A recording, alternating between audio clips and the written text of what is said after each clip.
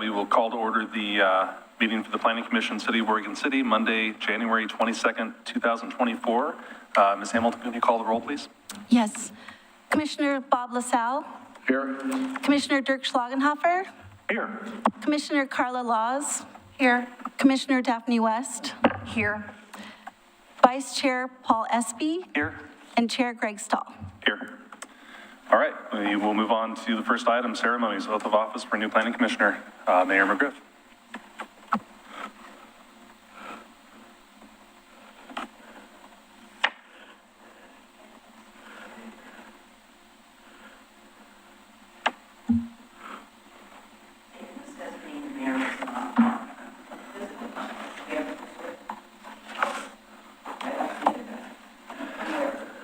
Right in here, maybe?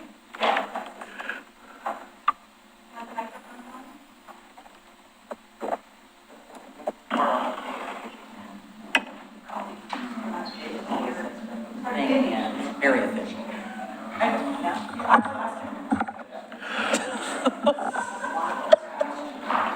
Get our tags when we Anyway, there are two things you have to sign. Chris, could you get his tag or did he reuse them? Did he take the letters off? I don't know what they do.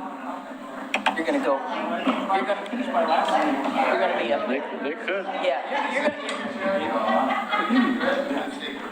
They could be taken yeah, I off. said there's a blood oath and then you have to give up your firstborn child and we need to know your underwear size. It's like, oh, oh, that, I forgot to tell you that.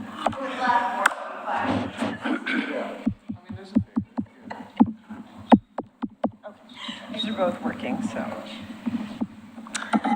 Thank you, Chair Dole. So I was telling him all the requirements for the getting the oath of office, which includes, giving a blood sample and, a few other things like that. So anyway, that's just, it's between us. Anyway, thank you for having me here this evening. So it's my pleasure, Brandon, to swear you into office. So you can read this because I'm going to read it and then you just repeat after me. So anyway, raise your right hand. And repeat after me, so I, and then your name. I, Brandon Dole, Do solemnly swear and affirm do solemnly swear and affirm that I support the Constitution of the United States that I support the Constitution of the United States and the laws of the state of Oregon, and the laws of the state of Oregon, along with the Oregon City Municipal Charter and Code. along with the Oregon City Municipal Charter and Code. I will respect and support the Planning Commission bylaws, I will respect and support the Planning Commission bylaws, policies, operations, and decisions. policies, operations, and decisions. I recognize that a commission member has no legal authority as an individual, I recognize that a commission member has no legal authority as an individual, and the decisions can only be made by a majority vote at a public Planning Commission meeting. and that decisions can be made only by a majority vote at a public Planning Commission meeting. I will faithfully and honorably perform the duties of the office for which I am about to assume. I will faithfully and honorably perform the duties of the office for which I am about to assume. Congratulations. Thank you. Anyway, so you just need to sign, and then you'll be able to take your, Is this okay? yeah, oh, yeah. Oh, you actually use the official blue pen. Use it. Yeah, sorry.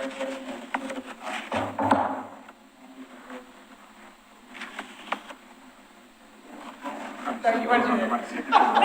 I'm going to move this to, I'm going to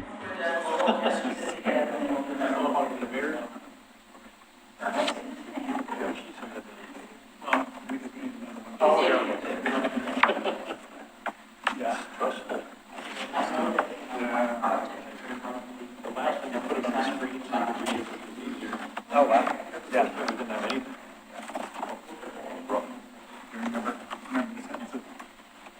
I actually asked for it, and for its release. Because we really get that to all blank when it's not new. So, yeah. That's true. That's no weaknesses.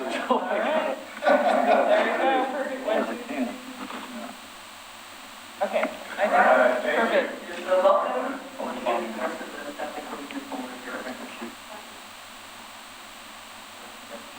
Your official welcome letter and your certificate, so if you like.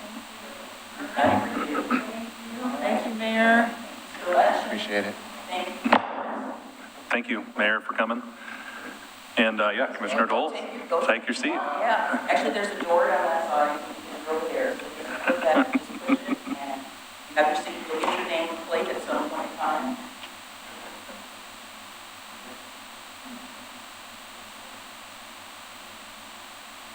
Chair Stoll, do you mind if we take just a minute? We're having a couple technical difficulties. Not a so- problem. Do you want to call it, do we need to call an official recess or a break? Yes, Okay. please, All right. yeah. Well, you're on break until further notice. I think we should be sitting in your seat, if I can send it.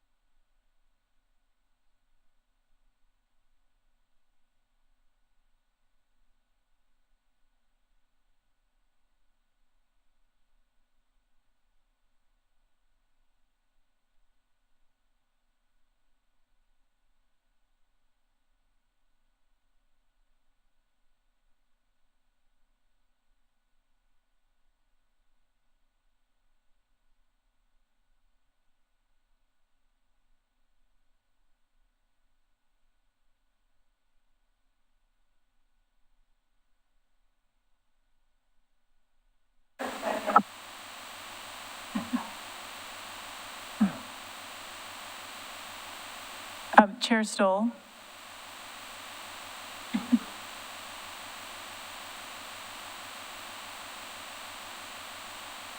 Chair Stoll. Chair Stoll.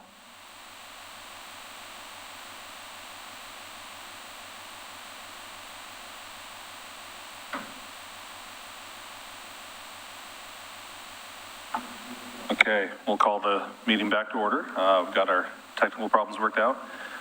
So next is public comments for anything not on the agenda. Do we have anyone? No? Okay. No, there are no public comments. All right. We'll move on to presentations. Jerry Herman and Bob LaSalle.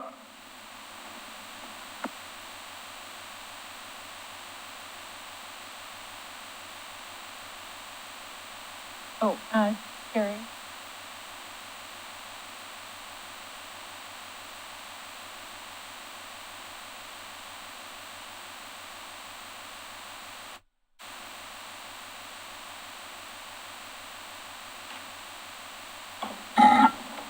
Oh, okay.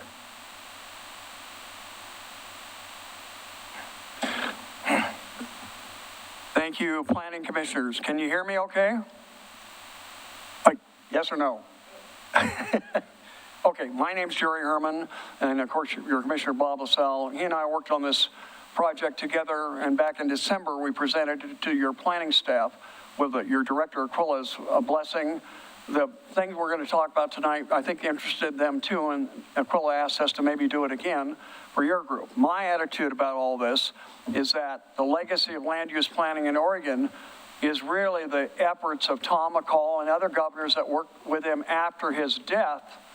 Victor Attia, we're going to talk about this, but you are all stewards of the land use efforts of this state in the local area called Oregon City, and your planning staff are excellent people, but no one really remembers where this all came from. So what I'm going to do is kind of go through this presentation, and Bob's going to pose some questions to you.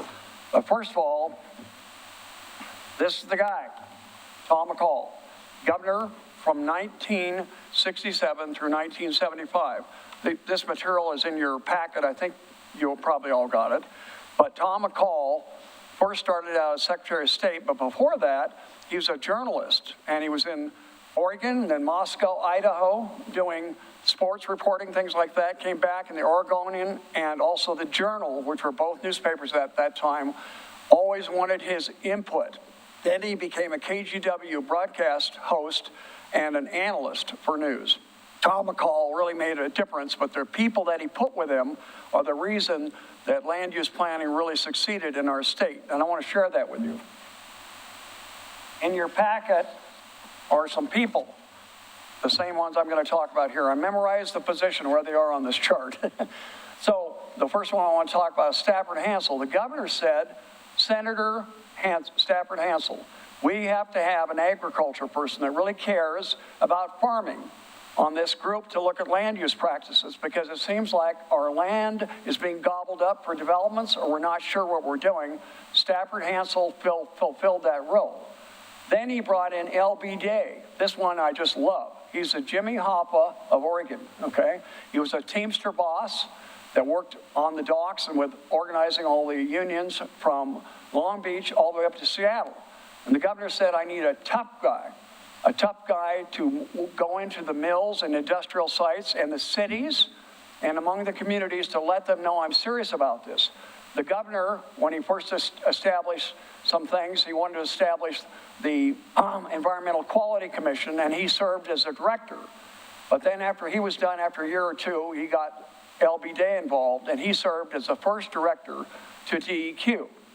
Another name that was very important was Hector McPherson, Albany farmer, grass seed farmer.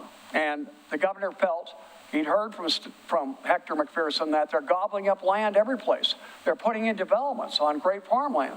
They're building them, and they're not even connecting them to sewers because they have no sewers. They're deadheading the output of the sewer lines, waiting for somebody to solve that problem. Hector McPherson helped him a lot in his efforts, too. All right, the other person was Ed Westerdahl. He was a colonel from the Army, and this governor, because he was so busy with things, needed some guidance, or some help, I should say, And Ed Westerdahl was his staff liaison and in charge of all his cabinet members and their efforts. The people I've just mentioned, they're Democrats, Republicans, Independents. The governor wanted everybody to work together, even though he was a Republican governor. We're going to work together. Interesting concept, isn't it? On the other side of the ledger is this man named Glenn Jackson. Glenn Jackson was a farmer from Medford, and he dressed meticulously when he farmed the fields. Matter of fact, he, of course, had other people doing that work, but he wanted to be in charge of the new roads of the Eisenhower era and later that were going to be built. And so the governor put him in charge of road alignments, I-5, I-205, and he had huge power. And the governor wanted him to make sure that natural areas were stewarded. In particular, he was worried about a new idea of a planned development nobody knew what was going to be, called Charbonneau, named for the 1804 through 1806 Lewis and Clark person that was on that Corps of Discovery. Charbonneau, he thought, the governor, and so did Glenn, would lead to huge development. Guess what's there now? Wilsonville. But it turned out to be actually quite well planned, though it's a very, very busy area. There's a bridge named for Glenn Jackson. It's the Glenn Jackson Bridge that, of course, goes over the Columbia, all right? And so I'm trying to remember my names here now. The next one I want to talk about briefly is Bob Straub. Not briefly, for a little while. Bob Straub was a strong Democrat. He told the governor, I'm going to run against you in 1975 or even before. The governor said, I don't care. I want Democrats involved that are going to help me. You get things done, Mr. Straub, Senator Straub. And so Bob helped with the establishment of a linear park system called the Greenway program. And you have to interact with that, and your planning staff does too, the Greenway. From Eugene to the Columbia River, we're going to establish as many parks as we can. And they did succeed in doing that, all right? The other one I want to mention here is Victor Attia. Governor Tom McCall, before his death from prostate cancer, in 1983, he died. He was followed by Victor Attia. Victor Attia cared about similar things, Governor Attia, that Tom McCall cared about. And both of them started 1,000 Friends of Oregon. They both worked together, but especially Tom McCall, to establish Senate Bill 100, which is the foundation of everything that your many, many goals, goal 1 through, I believe, 25 now, are related to. What I'm trying to portray here, what we're trying to portray, was a interactive process, collaborative, and everybody played a role. Now, some of you remember Tom McCall, perhaps, for the bottle bill. Yes, our roads are filthy. It's litter every place. I'm going to put a tax on every bottle and can, he said. And he did that. Once this stuff was being collected, then it had to be recycled. That's really why recycling in our country got going, was the efforts of the McCall folks and the governor to do that. Beaches on the Oregon coast were being thought of, in some cases, as private. They were putting fences down into the ocean between certain resorts. And the governor said, no, you're not going to do that. We're going to figure out where the public line is of ownership for the good of all citizens and where the private property begins. He actually worked out that with Oregon State University, what it would be. He also established, in my opinion, one of the most important things, the cleanup of the filthiest river in the West, the Willamette.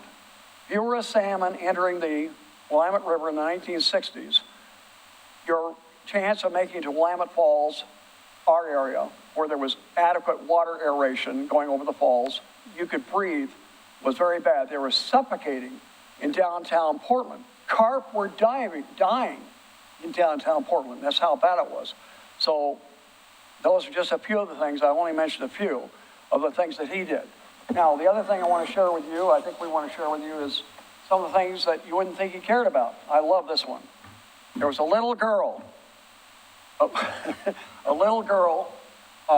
that cared about, thank you, Bob, the statue on top of the cupola of the state capitol. It was tarnished. And she went to her daddy and said, Daddy, you work for LBJ and that governor guy, don't you? Let's get that statue cleaned up. The pioneer guy, pointing westward ho. And John Borden from West Lynn, as some of you might know him, John Borden and his daughter Jennifer, he said, I can't do that. I can't go to the governor about this. here's 25 cents, get the project going. So she took that with her teachers and brought many dimes and quarters and nickels together. And ultimately, Jennifer, I'm going to show you her picture here. Thank you, Bob. Little 10-year-old Jennifer Borden raised $40,000, nearly $40,000, to get the man on top of the Capitol to look good. And the governor, Tom McCall, and Atia thought, this is amazing. If we can get kids to do this, what can we do to get the people in our state to work together?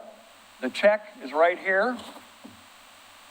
1985, the governor was dead, and Victor Atia received it from Jennifer and her father. And John told me, I know John very well, Victor said, what are you doing holding that check? It's from the little girl. He said, well, yes. He said, you get behind, get out of the picture. It's for the little girl. So there's a whole bunch of gold, I want to call it plate, gold tissue, that's not the right term, gold material that's in a safe down there, and the man on top of the Capitol has been recovered now 3 times. Last year was the 3rd time with that money that continued to grow interest. They put it in a safe where no other governmental people could get it.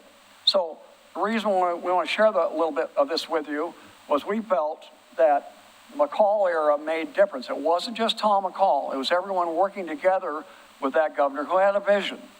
And that vision led to the kind of things that you all look at. You are stewards. We are citizens, but we want to steward the land too as best we can. And the planning that you're involved in took part between 1967 and 1975 and continues to be evolving. Now, Bob would like to share a few concerns that he pointed out to the planning staff with you about what do we do now? That was quite a history lesson. And I actually ended up knowing Tom McCall personally through a mutual acquaintance. My folks had a beach house, and he had one right across the street from him, and so I got to know him. And he was an amazing guy. I mean, talk about somebody that could get something done. He was really great. But I have, in our meeting, I noted, and you have it here, that the recent land use legislation was discussed, and it was noted that we pretty much have to go with what we have. We can't buck the legislature ourselves as planning commissioners, and I wanted to preface this talk tonight is that I'm not here as a planning commissioner. This guy right here can talk you into just about anything. And so he got me roped into this, but I'm glad he did because it's an important issue. But as a result of the legislature, our residential zoning is pretty much null and void. Developers can pretty much do whatever they want to do, but they do have some restrictions that they have to follow.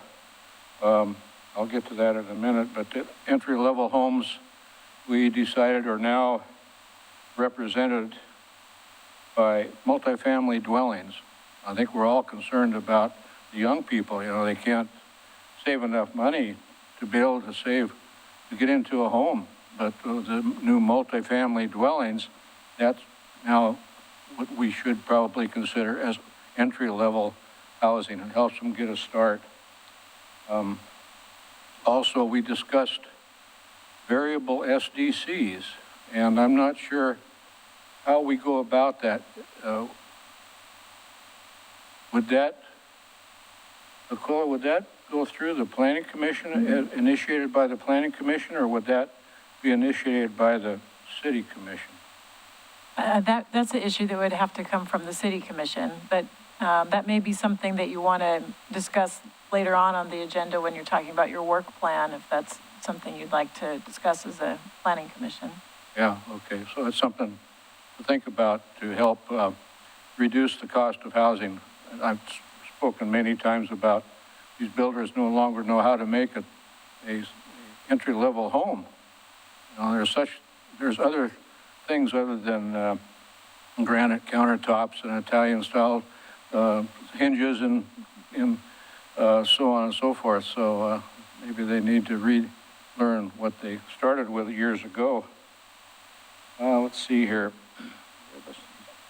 I have a couple of legal questions that the city attorney may be able to answer either now or during our legal training. But OCMC 17.50.130.c states the notice of decision must be provided within 63 days of a completed application.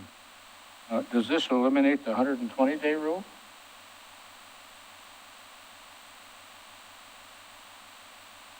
Question right now. If you can.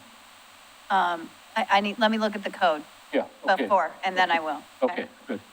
Then my next question is, does the lot dimension need to be changed so each dwelling unit is on its own lot?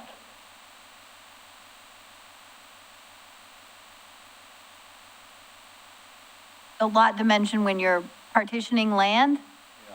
If you're proposing to build for example, a threeplex, Okay. and those threeplexes are going to be sold as individual dwelling units, would then that lot need to be able to be divided into 3 different lots? Yes. Yes.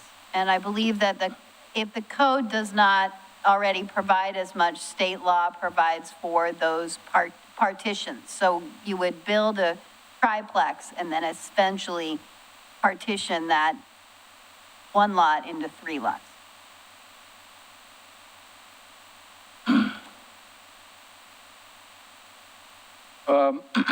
The following section might need some clarification for decision-making by the Planning Commission.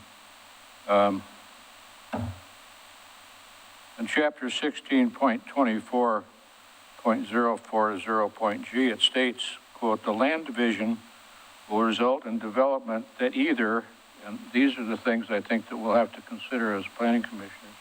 Number 1, creates enough lots to allow building residential units at 80% or more of the maximum net density permitted by the zoning designation of the site. That's a section in the OCMC. So we'll have to make sure that that is followed. Also, item 2 would be in this same chapter. The units will be sold or rented to households with income below 125% of the median family income for Clackamas County. So that would have to be complied with by the developers, and I'm not sure how we would be able to check that that's being complied with.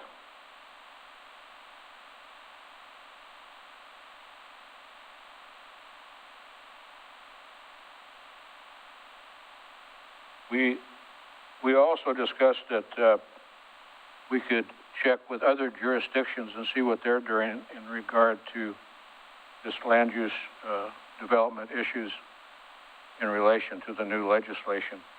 I wonder how we would go about that, checking with other jurisdictions. Do you have any suggestions, Aquila? Oh, that's not that's a easy enough task to reach out to our colleagues and talk with them.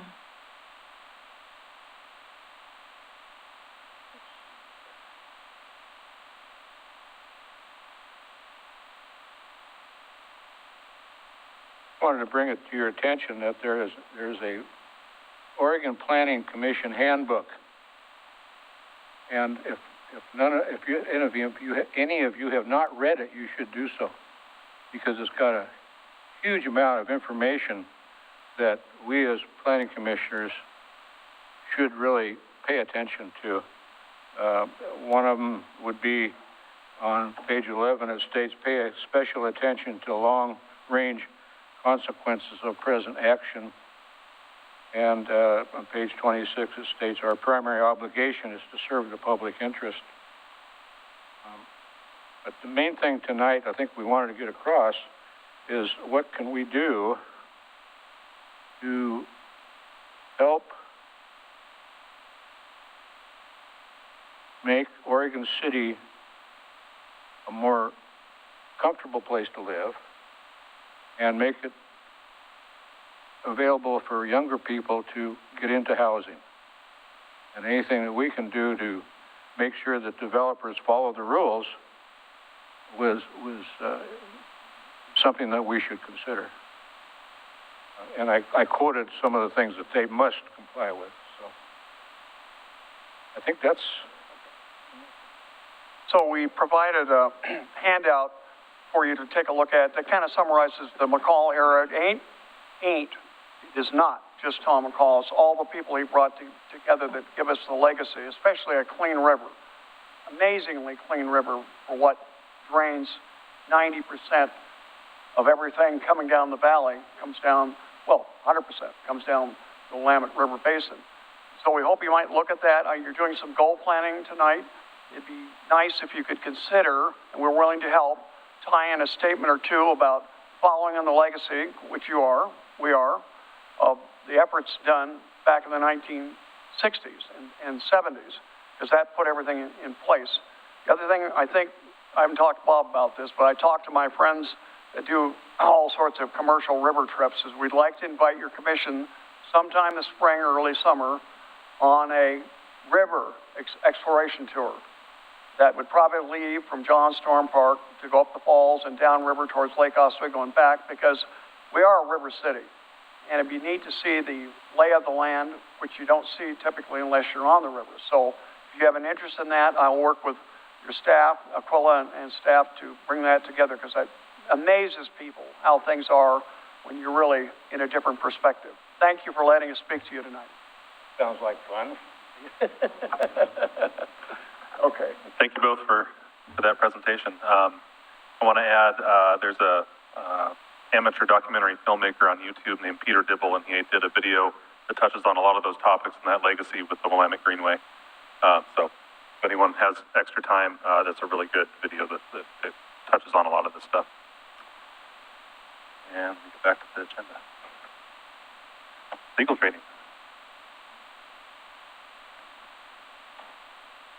Okay. Clicker, or do you want me to? No. Okay.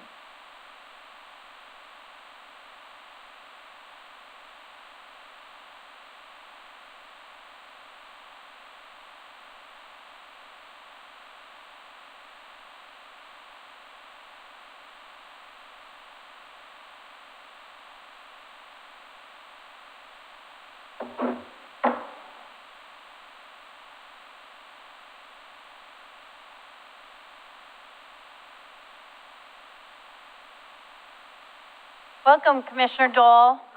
My name is Carrie Richter. I'm the Deputy City Attorney. I tag team with my partner, Bill Kabaisman, and we support the Planning Commission in all the ways that we can. We work closely with the planning staff to work on staff reports and decisions, but if you have any questions, I'll be the person that you'll want to reach out to through Aquila. So nice to meet you. Nice to meet you too, thank you. Ready? Hey, the moment you've all been waiting for. So most of you have seen me do this Land Use 101 shuck and jive a couple of times, and a lot of these slides are going to look familiar, but I want you to get your money's worth, so I've tried to add some layers that maybe you don't know. Maybe we can have a dialogue about. I want to keep this fairly informal, so if you have a question when I'm talking about something, please interrupt me, because this is about helping us all learn more about land use planning in Oregon City. So with that background, I'm going to jump in.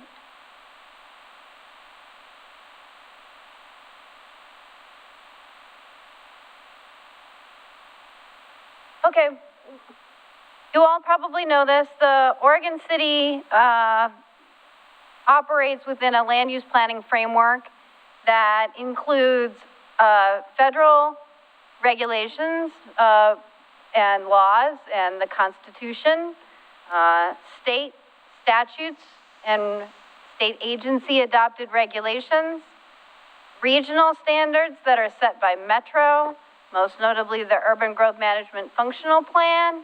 Metro creates the urban growth boundary that applies to the entire Portland metro region, which Oregon City is a part, and then city regulations. The city regulations come in the form of the comprehensive plan map, Oregon City Municipal Code, and the Oregon City zoning map.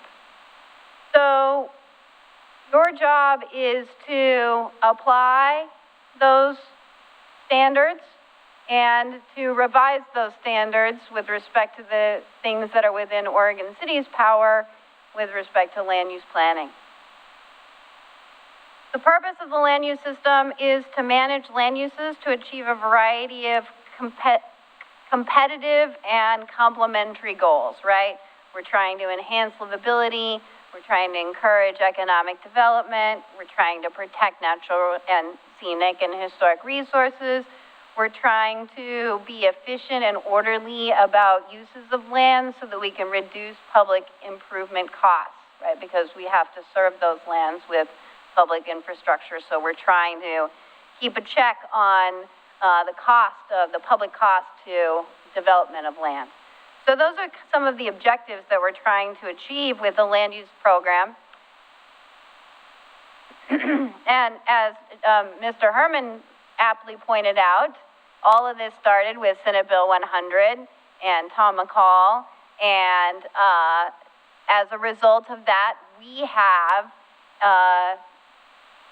a system that requires statewide land use regulation, right? There are statewide things that Oregon requires of local governments.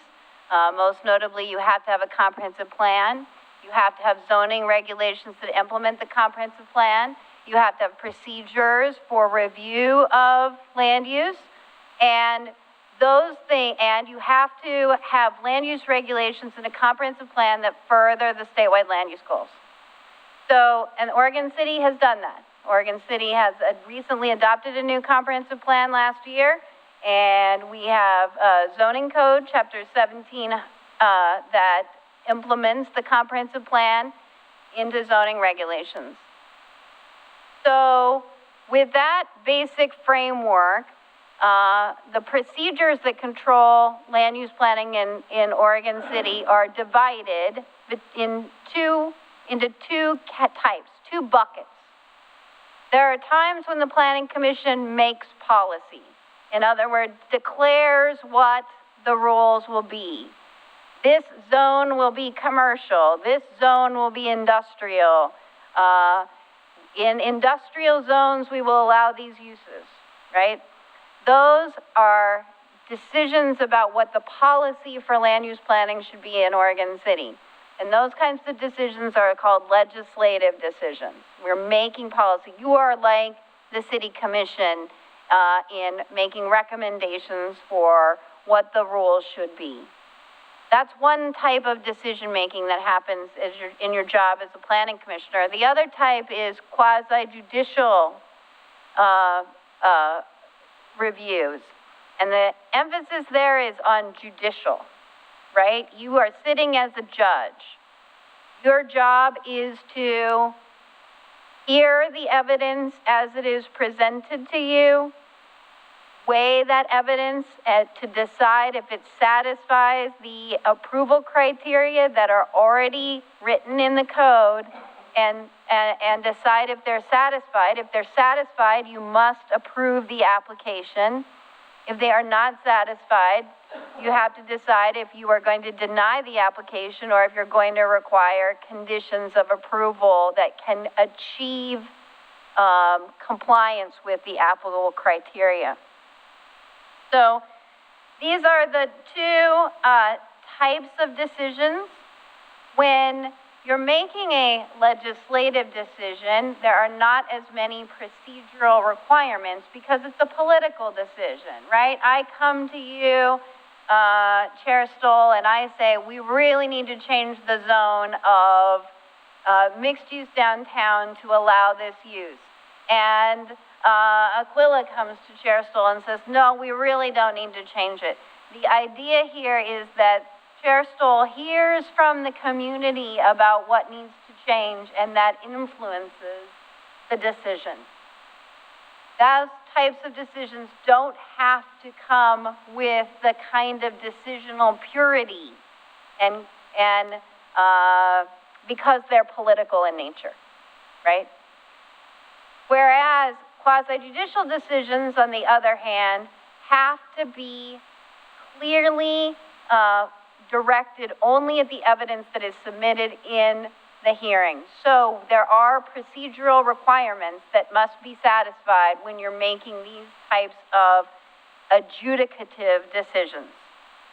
So there are state law sets forth formal procedures that we have to read, that Chair Stoll reads, and they are riveting.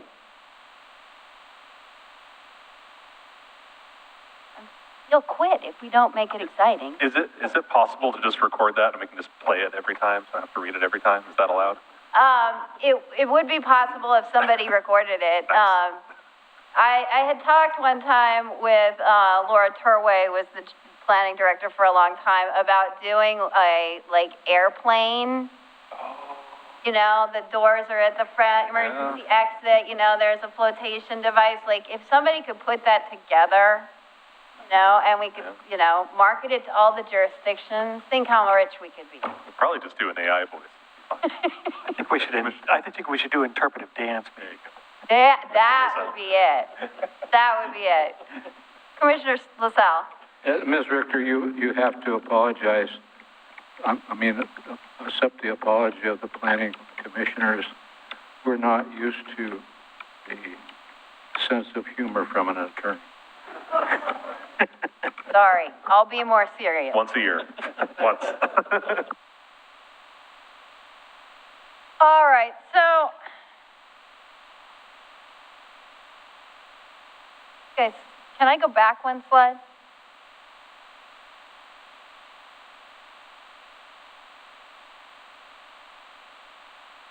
Oh, that's forward. Yes, thank you. So, when we're talking about quasi-judicial decisions, there are types of decisions that are made by the Planning Commission, there are types of decisions that are made by the City Commission, and there are types of decisions that are made by staff.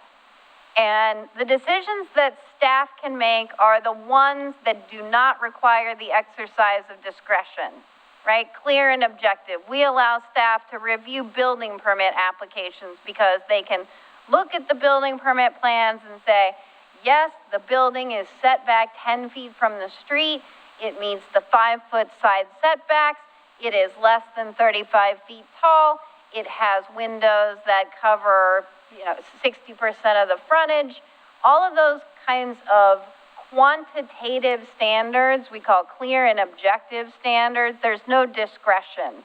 And so those types of decisions, because there is no discretion, we allow staff to make those decisions without a right of appeal because there wouldn't be anything to appeal. Either the plans show the building is less than 35 feet or it doesn't, right? Your job, so you don't review building permit applications, you don't review partitions. There are many types of decisions that you don't review because they get delegated to staff. Your expertise comes in the discretionary decisions, the more complicated determinations that require the exercise of policy judgment.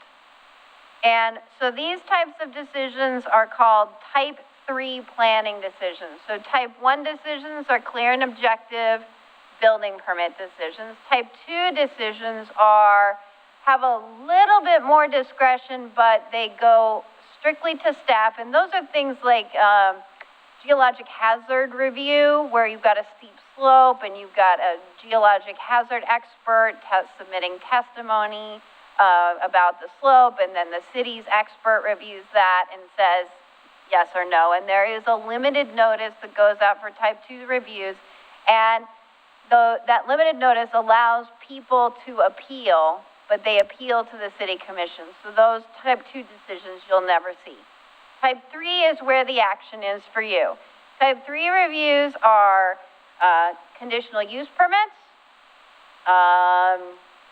What other things are type 3s? Variances, the master plan Master plan reviews. review.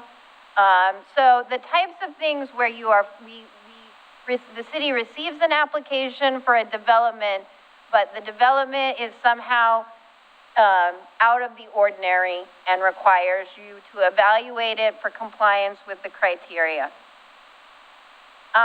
Then we have type 4 planning commission decisions, and type 4 decisions are still quasi-judicial, but they relate to changing the code. So if I own a piece of property that zones commercial and I want to change it to industrial, one piece of property, I'm going to come to you and ask you for a map amendment.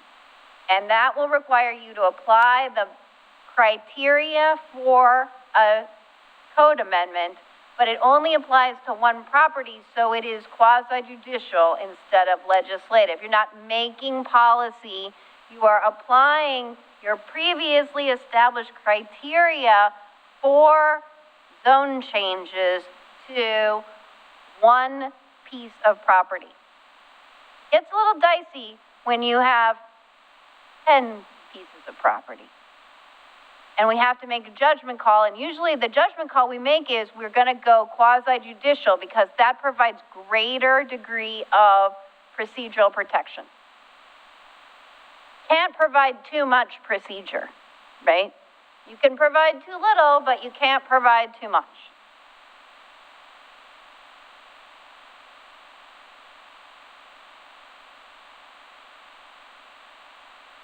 Please.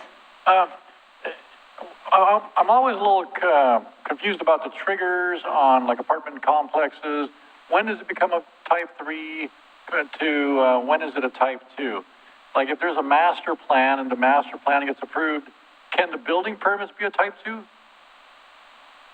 Master plans have two steps. Remember, they have the concept plan review and the detailed development plan review. The initial master plan review, I believe, is a type 3 decision. It comes before the planning commission. As a result of that, assuming it gets approved, it has conditions, right? Right. The detailed development review, I believe, is a type 2 to ensure compliance with the criteria, with the conditions, right? Because the idea is in the conceptual review, you've laid the table. Right? You've said, here's what it's going to be, and here's what you're committed to. The detailed development plan review is just to make sure that each proposal is consistent with the way you've laid the table, right? They're not moving things around on the table inconsistent with the way you as the planning commission have set it. Yeah. And then is there a certain size when a development needs a master plan? 5 acres, 10 acres. Right, so I think it depends on the zone and the use, but I think when it's in the institutional zone and there's a development proposed, there's a master plan requirement, and then the other requirement, I believe, is when there's 5 acres or more that are annexed in, that are petitioning for annexation, then there's a requirement for a master plan. Otherwise, what the master plan does is it's elective, and so it gives an applicant the opportunity to go through that process if they're looking to go outside of the dimensional standards that are, and maybe the density standards that are already set up. So the only two requirements would be on that institutional and then the annexation piece. Okay. And I guess just a little bit further on your question about the triggers is that the multifamily and housing specifically have clear and objective criteria. And so for the most part, if development, even if it's not housing, can meet all, the dimensional standards, so height and setback, lot coverage, then they don't need a type 3. They don't need your review. But if they are asking to go outside of what's in the code, that's where they come and make their case to the planning commission. We're trying to do something that's outside the code, and here's why we want to do it. So otherwise, there really isn't that trigger set up. Okay. All right, thank you. Once the planning commission has approved a development and there are established uh, criteria that the developer has to follow. Who can change the conditions of approval once they've been passed by the planning commission? Assuming that the decision is final Yes, and beyond all appeals, yes. then an applicant has to come back through if they want to modify the conditions. They have to come back through the planning commission. Correct. So a modification of conditions happens through the same process that the initial review went through. The reason I ask that is because I have a specific example. It's a few years old now, so I won't pursue it, but that was not followed by the city staff.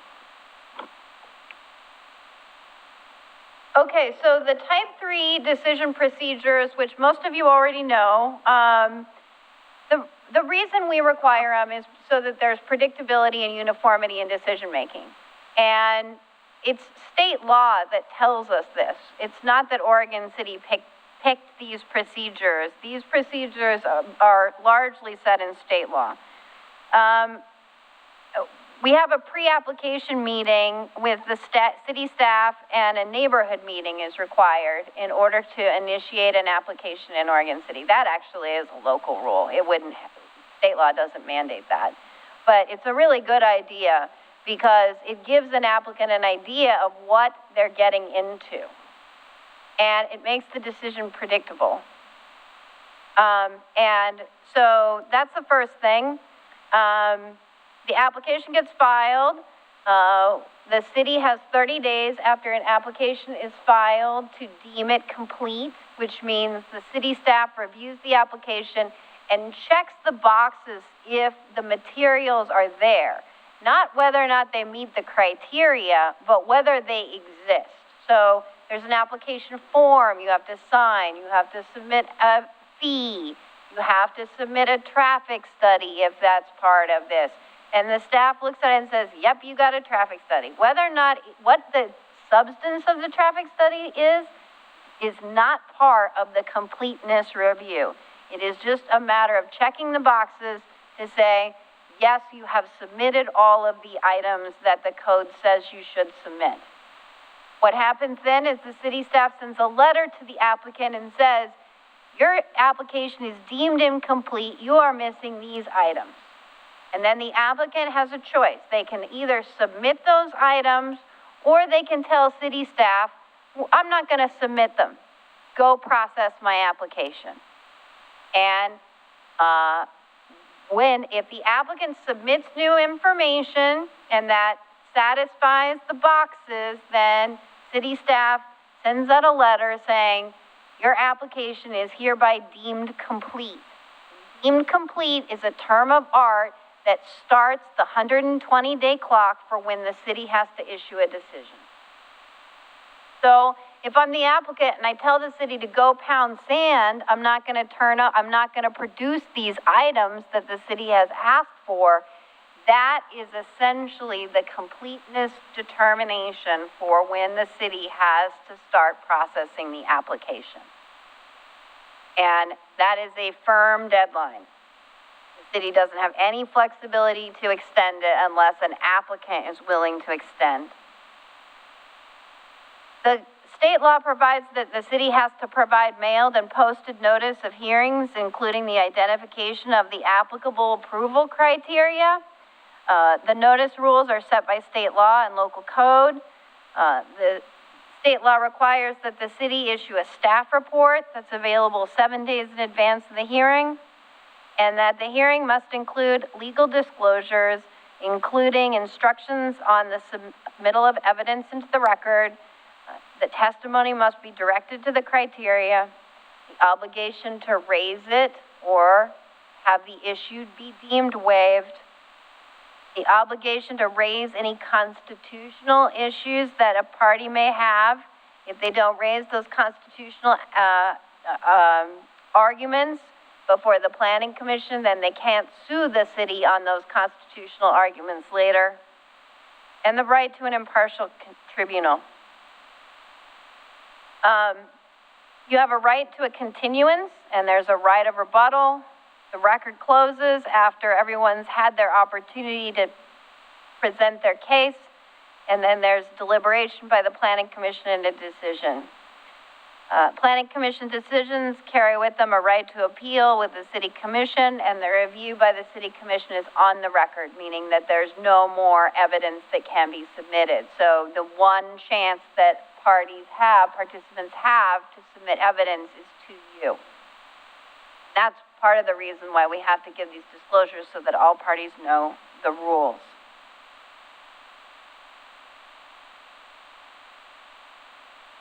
How are the words you're saying showing up on the screen?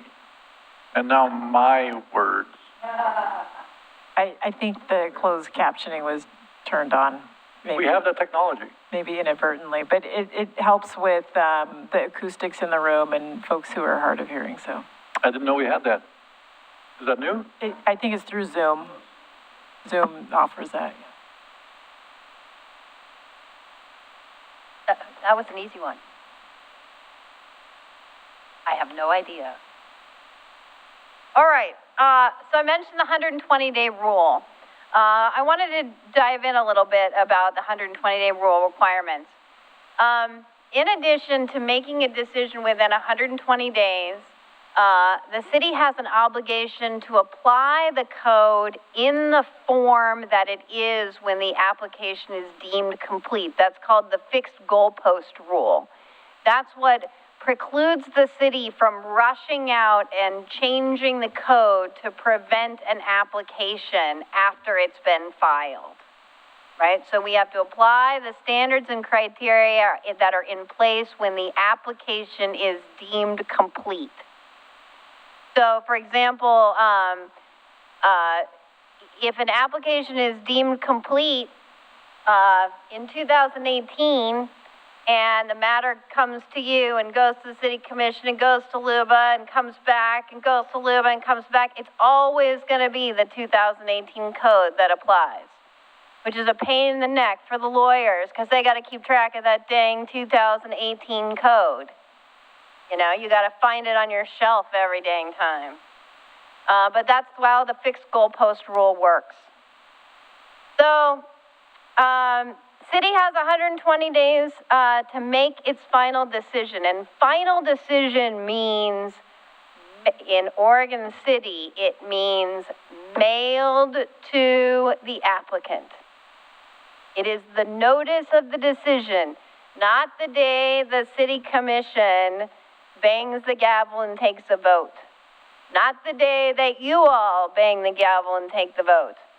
It is final notice of final decision in Oregon City is when the decision is mailed. So it has to get through you to the City Commission decision, converted into notice of a decision, taken to the post office. That's all the things that have to happen within 120 days. When you think about how the city has to give notice in advance of the Planning Commission meeting and notice in advance of the City Commission meeting, that's not a lot of time. When the Planning Commission meets twice a month and the City Commission meets twice a month. So we have to keep that in mind when we're making decisions. The applicant controls the completeness calendar. So the applicant can decide to give the city additional time to make a decision beyond 120 days, but that it only runs to the applicant. Opponents can't come up and say, you should take more time on this decision and extend the 120-day clock. Opponents have no say in that clock. Only applicants can extend it.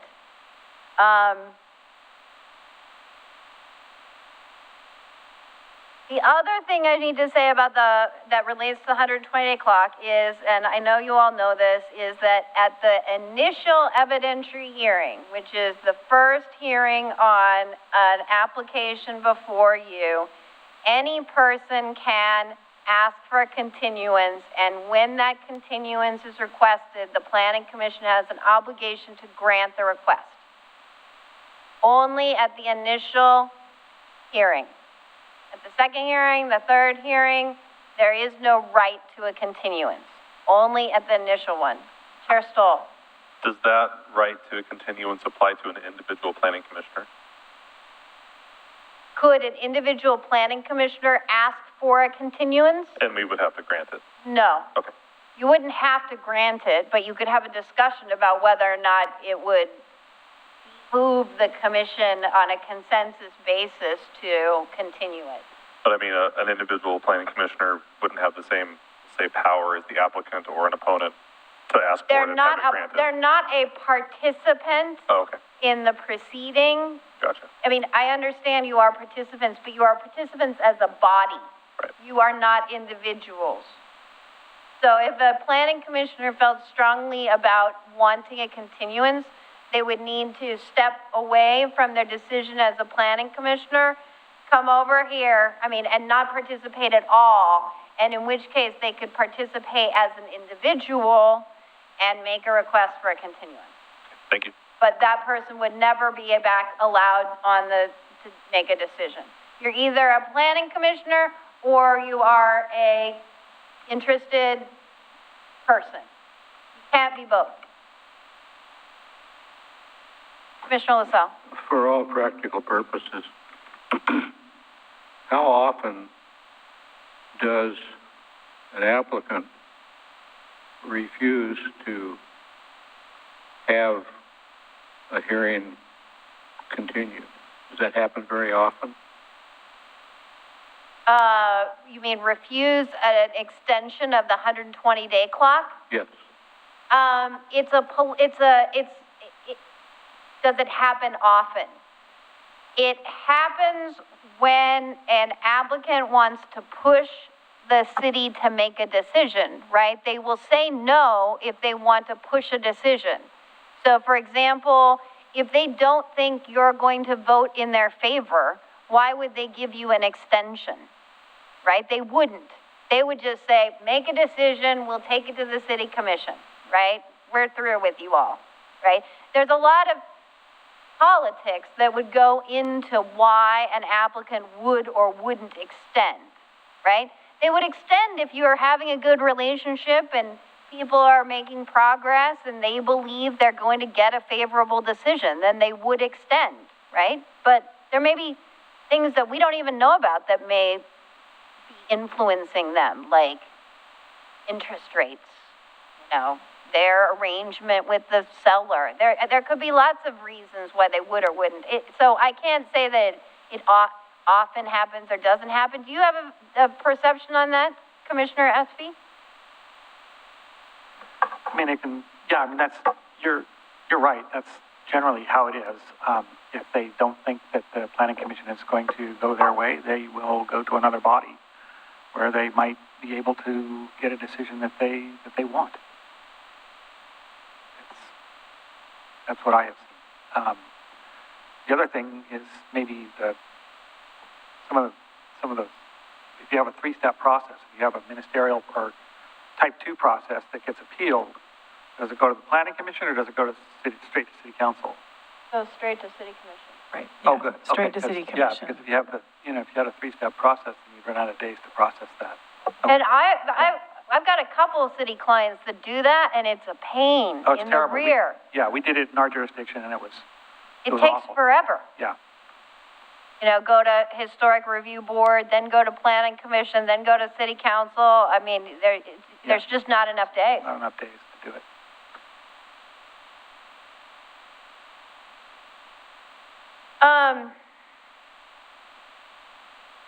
So in addition to the continuance avenue, I said at the initial hearing, planning commission must grant a continuance if it's requested.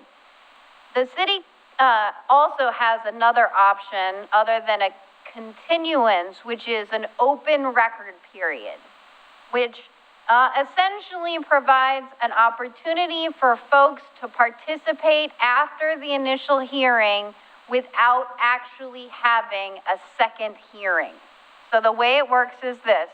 After the initial hearing, the Planning Commission would adopt a motion for an open record period that would allow for what we call a 777 period. So First 7 days, everyone has a chance to submit written testimony into the record.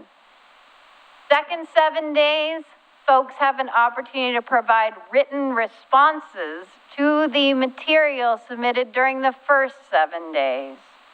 After the second 7 days, the record closes to new evidence, and then the applicant gets 7 days for final written argument. We don't usually in Oregon City, in my experience, use that open record period. And the reason why is because it takes 21 days, which is more days than there is between a planning commission hearing. So it takes longer. And it's complicated to explain. And people, I think, appreciate the opportunity to come in at a second hearing and testify orally. I think it's easier to do that. I think the barrier is, I just think that making people write it down and submit it in writing is not something that people feel confident doing, in my experience. So I kind of like that we have a practice of just continuing to the next hearing, but we wouldn't have to do it that way. And I just wanted the commission to know that we wouldn't have to do it that way. And in cases where there are hearings officers, where a hearings officer is paid by Clackamas County, Multnomah County to City of Portland to review applications. This is a land use attorney who gets paid to issue decisions as opposed to a planning commission. In those cases, those hearings officers always use the 777 rule because it's less expensive for those jurisdictions to only have one hearing. And I think that that hearings officers are not, in my view, hearings officers are not as likely to be influenced by politics because they don't even live in the jurisdiction. Where you all, when somebody talks about Leland Road, you know exactly what they're talking about, right? You know everything about the area, and I think that changes the dynamics a little bit for purposes of continuing. Okay, we got to get moving. We're going to be here all night. I get going, I can't stop. I'm so excited about this stuff. I can't move the slides, so I guess we're done. All right. Let's talk about the right to an impartial tribunal. I said to you early on that quasi-judicial decisions, we have to have an impartial tribunal. After all, you're sitting as a judge, right? So you cannot be biased. You have to be able to make a decision based on the evidence that is submitted during the hearing, and you have to not have conversations or review evidence outside of the hearing, right? So, the first obligation is you have to disclose any ex parte contacts. Ex parte contacts are that information you get outside the record. So I walk up to Commissioner Laws in the grocery store and I say, you really ought to turn down that variance because it's a bad idea because of this reason and that reason. And Commissioner Laws says, thank you very much, Carrie. I appreciate what you're saying, but I cannot weigh in on this application because it is before us, and I encourage you to come to the hearing and make your voice known, or you can email your concerns to a city staff and they will get it in the record and will get it to me. And then when the meeting happens, the public hearing where this application for this variance is considered, Chair Stoll will ask during the disclosures period whether anyone has any ex parte contacts. And Commissioner Laws will say, yes, Carrie Richter came up to me in the grocery store on this day and said I ought to deny this application for these reasons.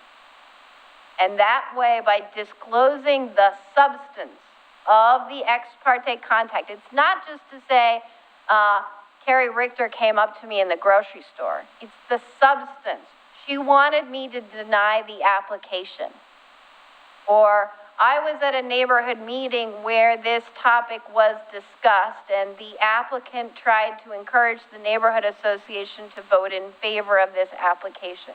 It's the substance of the ex parte contact that you want to disclose during the public hearing so that all the commissioners get a chance to know of the contact, and so that the public who comes to the meeting can ask you questions about whether or not that contact influenced your decision.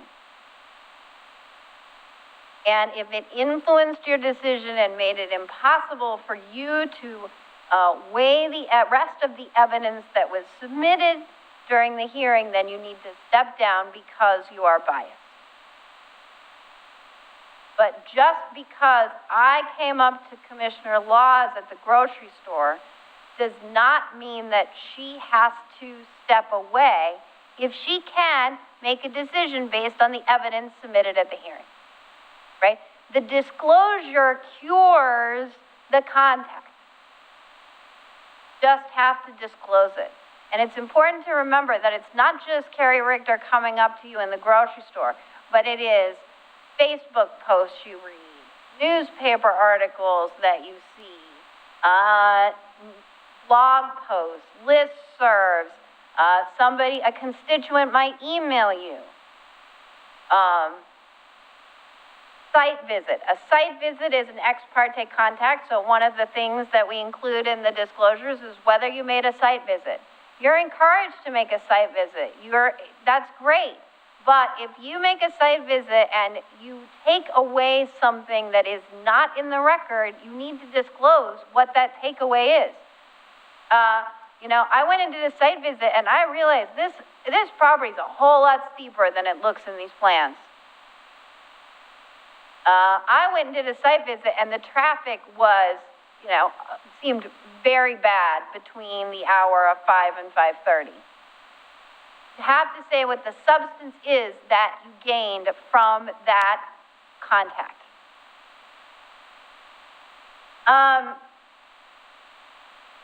Can I ask a question real quick? Please. Sorry.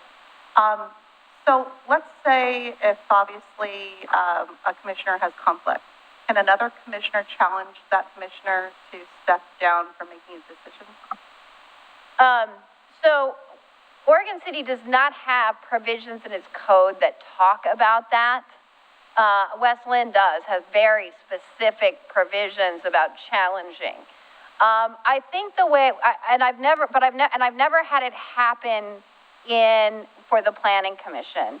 I know that historically in the City Commission, one person challenged another, and what we did was we were able to talk through whether or not that person believed they could make a decision based on the criteria, which is largely the legal standard that would apply anyway. So I think if somebody, one planning commissioner had concerns about an ex parte contact, if they knew about an ex parte contact, I think that what would be appropriate would be for you to approach Aquila before the hearing so we could talk through it a little bit and see if we can come to some resolution and then work through it in the public hearing.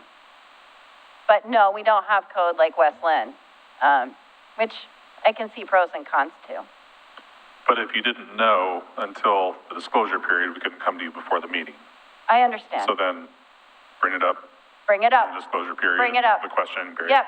I mean, the whole idea is during those disclosures, we want to be as transparent as possible because transparency always will flesh out a potential procedural error. My job in these hearings is to ensure the legality of the process, right? So I want to try to flush all the potential errors because if somebody, after we get done with the disclosures, Chair Stoll will say, does anybody in the audience wish to question these commissioners about their disclosures?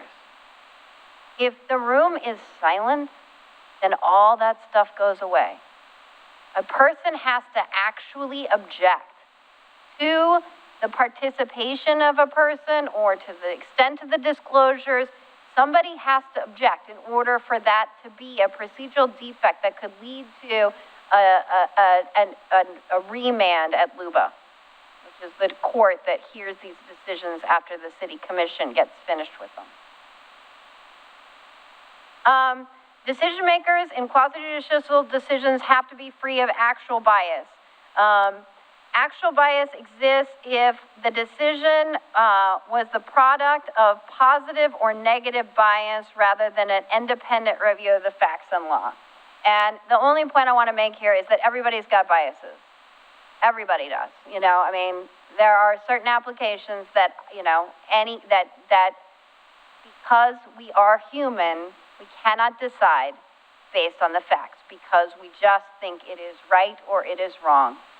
And you have to know that about yourself. And the good part is that we have 7 faces here, and we can afford to lose 1 or 2 if it is the case that you feel like you just cannot set aside your personal opinion about a person, a use, a proposal, an area. If you cannot do that, there is, you know, there is nobility in saying I cannot make an unbiased decision and not participating. And you get the night off. So I'm not encouraging you not to participate. I'm just trying to be upfront with you that I think everyone has those kinds of things that would be very difficult to set aside. And I think particularly because you all care very, very deeply for this community. That's why you're giving of your time for this. So, actual bias, you cannot participate in these quasi-judicial decisions. The other thing is that a decision maker cannot have an actual conflict of interest. A conflict of interest means you will have you will realize a direct pecuniary advantage or disadvantage from the decision. So if your kid mows the grass at the local country club and the proposal is to change the local country club to housing and get rid of the grass and your son will get fired, you have an actual conflict of interest because your son stands to suffer an actual pecuniary detriment. Okay, when it comes to conflicts of interest, they're kind of complicated, and so if you have concerns about this, email Aquila and she'll reach out to me and we can work it out. Okay? Couple other things about government ethics. There is this Government Ethics Commission that's charged with making sure that you and other public officials comply with the ethics rules. They are the ones who prohibit public officials from using their public position to any financial benefit. So you can't call up your banker and say, hey, I need a loan. And they say no, and you say, do you know who I am? You know who I am? I am a very important planning commissioner. So you can't use your position as a Oregon City Planning Commissioner to obtain a financial benefit. I know, it's going to change everything you're doing, isn't it? You're exposed.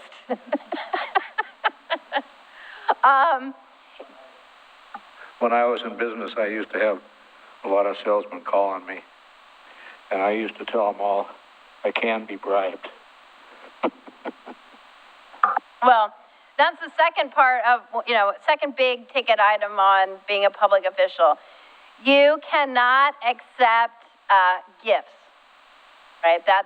You can't be bribed, right? The total amount of gifts you can receive in a year is $50. So you cannot be bribed by citizens wanting to take you to lunch in order to encourage you to vote in their favor, right? And you need to know that these, if you haven't taken a look at the Oregon Government Ethics Commission rules, you should. Or you should meet with Jacob Wiley, the city recorder, about those rules, because not only can the penalties are severe. they come with not only you losing your position here, but you can be subject to personal liability.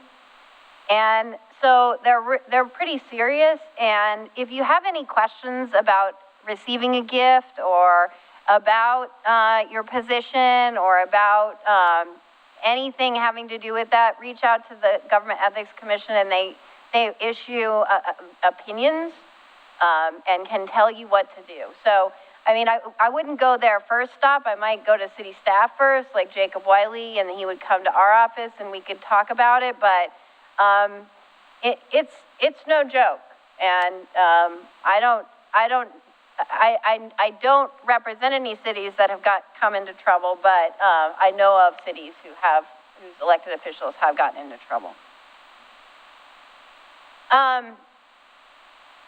State law requires that all land use decisions be made in a public meeting, and a public meeting is a state law defined activity that requires that a majority or a quorum deliberating to a decision occur in the public. And that comes with a number of strings attached, like we publish notice of public meetings, we record public meetings, or we do minutes, one or the other, sometimes both. This is what provides for transparency and decision-making. You need to know that in addition to making decisions in public meetings like this one, if you all email each other, that is called a serial meeting, and that is a violation of the public meetings law. So if Aquila sends the agenda out to you all, and Commissioner LaSalle emails Commissioner Schlagenhofer and says, I think this decision is terrible, and Commissioner Schlagenhofer says, let me ask Commissioner Espy what he thinks about it, and then Commissioner Espy emails Chair Stoll and asks that question, that is 4 people who are now in a serial meeting. A public meeting does not have to happen at the same time in order to be a public meeting. And that's a violation of the public meetings law. And it's bad because it can come with pecuniary damages in the case of a lawsuit. So I believe that the city issues Oregon City email addresses, and you receive the agenda or you receive city business through those email addresses, do not hit reply all, right? Just like, don't do it. Just if you have a question for city staff, you just reply to city staff. Do not have a conversation on email between the group of you, quorum of you. The other thing you need to know is that almost any writing, note, taken in relation to city business is a public record and is discoverable by a person filing a public records request.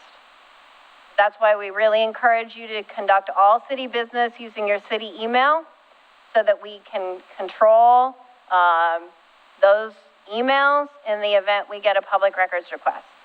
If you use your personal email for city business and we get a public records request, we have to search your personal email, which we don't want to do and you don't want us to do. So just keep city business on your city email and your personal business on your personal email, and that keeps it all very clean.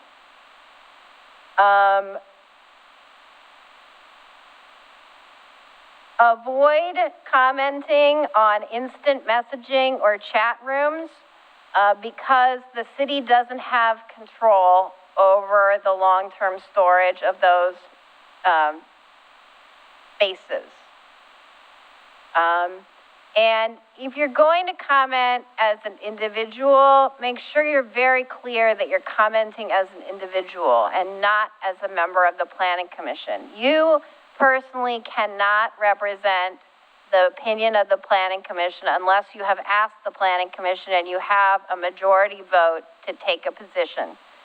So it is, the system understands that you are an individual as well as a planning commissioner, but try to be careful about those. Try to keep a bright line between those two things, if you can. Questions or comments about that? You all have experience with this. Do you have any tips for Commissioner Dole about this?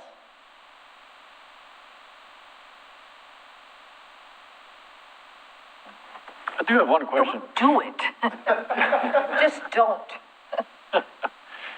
If you have something that you want to bring up to several people, should you write the same email to several people, even if it's not a city thing? What do you mean it's not a city thing? You have their email, so you have a way to get a hold of them, but you want to talk about something else. Should you not use their city email if you're talking about lunch? You mean you're going to send them a recipe for lasagna? Yeah, or my wife's bread, yeah. Yeah, I think it's probably okay to use the city email to send a bread recipe, but I wouldn't recommend it. I think if somebody comes to you and says, can you give me your wife's bread recipe? You say, give me your personal email address and I'll send it to you. I mean, I think we want to keep city business clean from personal business. And the reason why is because we got to store all of your emails for, the required public record retention schedule, and it's years and years and years. And so we'd like to keep them separate, but I understand that there may come a time when Chair Stoll is desperate for a bread recipe, and he may email you and say, I need that bread recipe ASAP. And Okay. I think Okay, because sometimes we don't have any other way to contact the commissioner. That's all we've got. Until we ask for their regular email, then we have it. Okay, thank you. Can you speak to the annual reporting requirement with the Government Ethics Commission?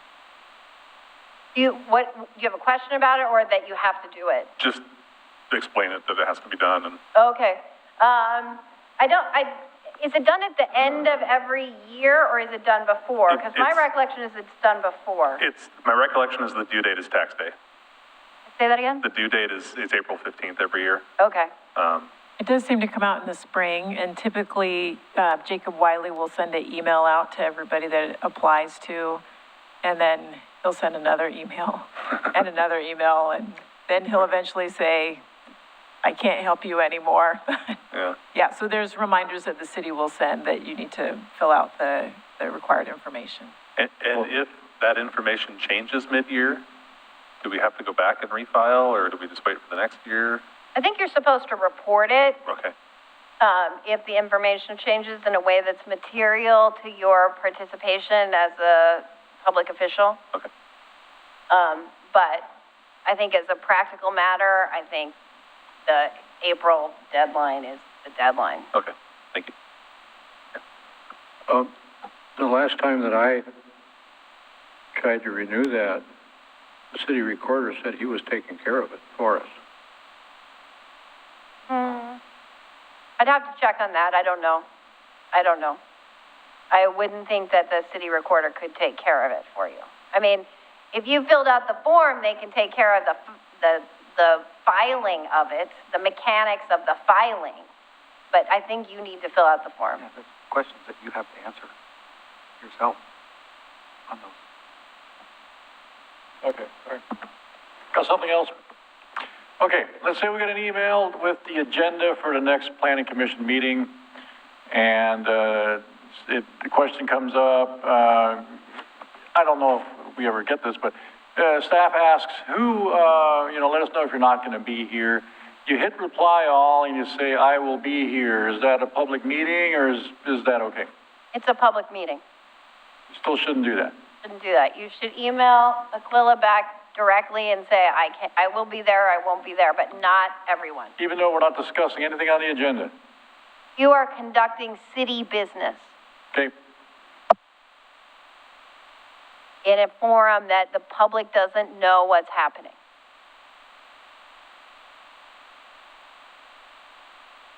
Okay, I'm gonna pick up the pace, sorry.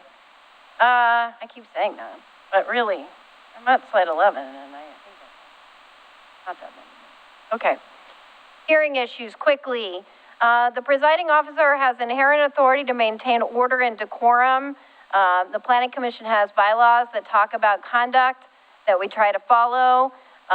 Order and length of public testimony can be controlled by the presiding officer with the consent of the commission, unless it's specified by other requirements. But if the room is full and the chair wants to set the testimony time limits of 3 minutes per person, that is within the chair's ability to do with the consent of the commission. Okay? Disturbances, we don't have disturbances, but ordinarily my recommendation is provide a warning, ask the person to leave the meeting, or, you know, oftentimes you can call a recess in order to try to reset the tone. I don't think it's really an issue in Oregon City, but I just wanted to let you know that I've thought about it. So when it happens, I'm going to be ready. But this last point I do want to make. Interpreting the applicable criteria before the record closes. So you all know that your job, part of your job as a decision maker is to interpret discretionary standards, right? Is this development compatible with the surrounding area, right? That calls for a judgment call about compatibility, right? And so you all have to interpret the criteria, you have to weigh the evidence and decide if the evidence shows the criteria are satisfied. That's the job that you signed up for. So I had a case in the city of Wheeler where the criteria were very discretionary. The proposal was a conditional use for some multifamily housing. I understand that doesn't work in the clear and objective world we live in, but it predated this, the clear and objective standards for housing. So the applicant files an application and the city council interprets the criteria on the dais after the record closed, decides what the surroundings look like, right? They decide how far the surroundings they're going to consider. They decide that they're going to consider a block away rather than the house that is just adjacent, right? They make that decision, they make that interpretation after the record closes, so the applicant doesn't have an opportunity to submit evidence showing the surroundings within a block. And the case went to LUBA, and what the city tried to argue was that the applicant bears the burden of proof. The applicant should have submitted evidence showing the surroundings as far as it could possibly be, because they bear the burden of proof. And what LUBA said is, no. If you are going to interpret a criteria that in a way that is not obvious on the face of the standard itself, you have to tell the applicant that in advance and give the applicant an opportunity to respond with evidence that meets that standard. That's part of the reason why we have pre-application conferences, is so that we can give the applicant a heads up of how we're going to interpret the criteria. Granted, staff doesn't know exactly how you're going to interpret it, but they know how you've interpreted it in the past, right?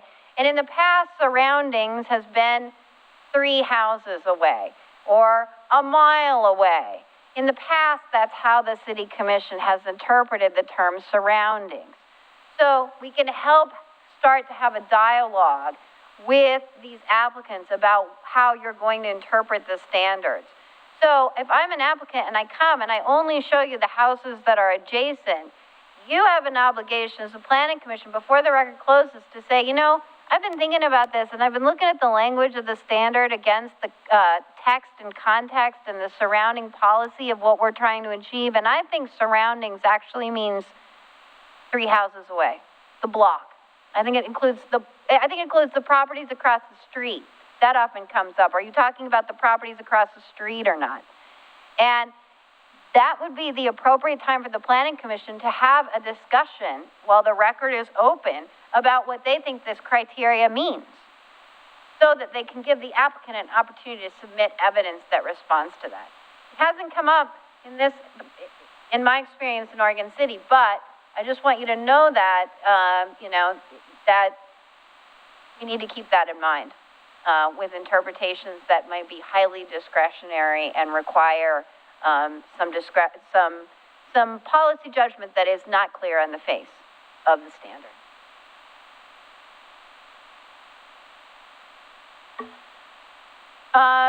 Clear and objective standards for housing. There are special state laws that require that the city can only apply clear and objective standards for housing. And the point I want to make here is that determining what is clear and objective is simple in concept and very challenging to apply.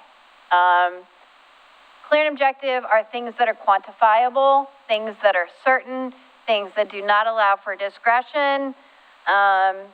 But there's a case from 20 years ago, 15 years ago, that says that the criteria was the requirement that stormwater runoff from a planned unit development will not, quote, create negative impacts on natural drainage courses such as erosion, turbidity, or sediment transport. And LUBA said that was clear and objective.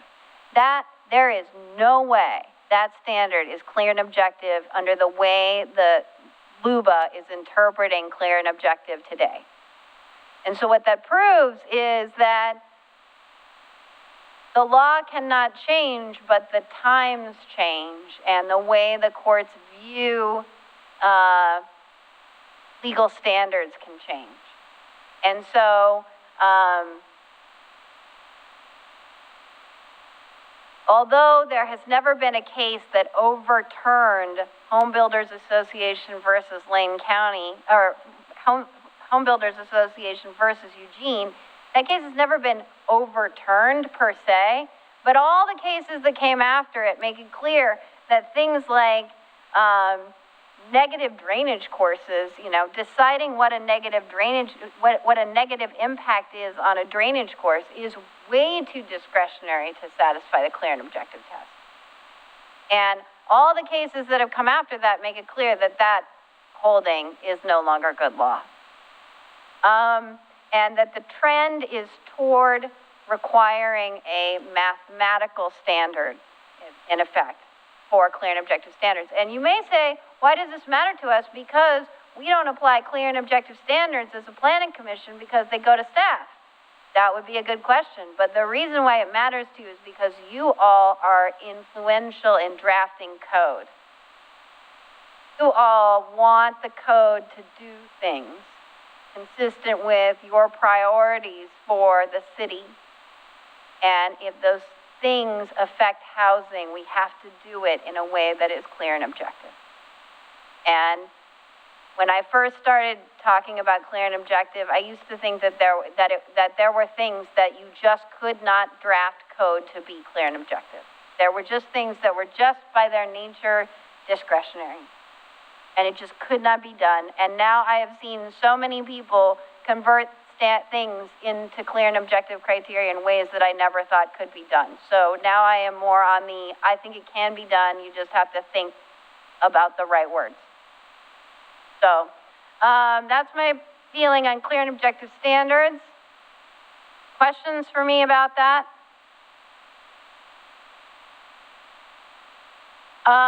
We've talked about deliberation into decision a little bit.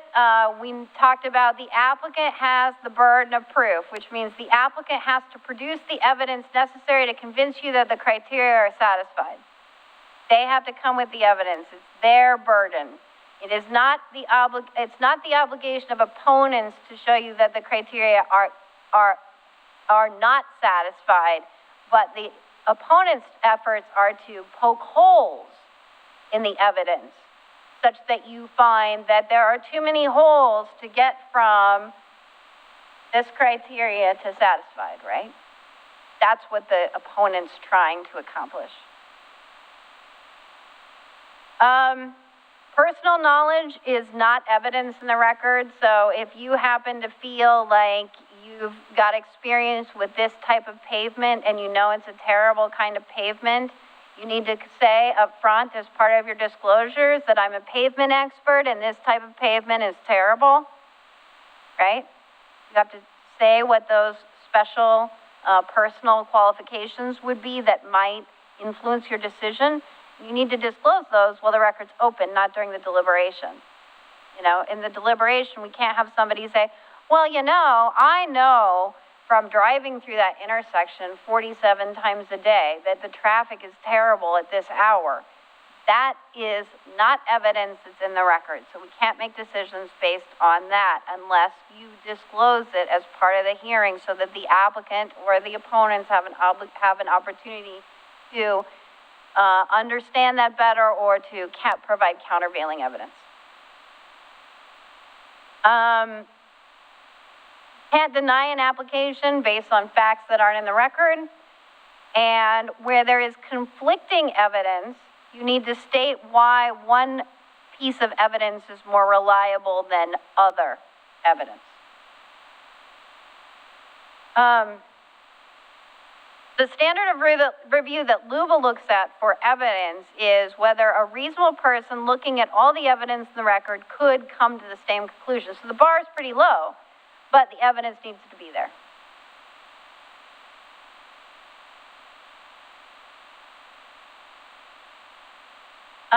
Quasi-judicial decisions have to be explained, and we have to have written findings, and so sometimes we've had the Planning Commission make a tentative decision orally, and then staff works together to draft written findings that are consistent with your oral deliberation, and then comes back and presents them to you for adoption. So we do that sometimes in order to have the adequate findings. That's the explanation that explains how you reached the decision you did.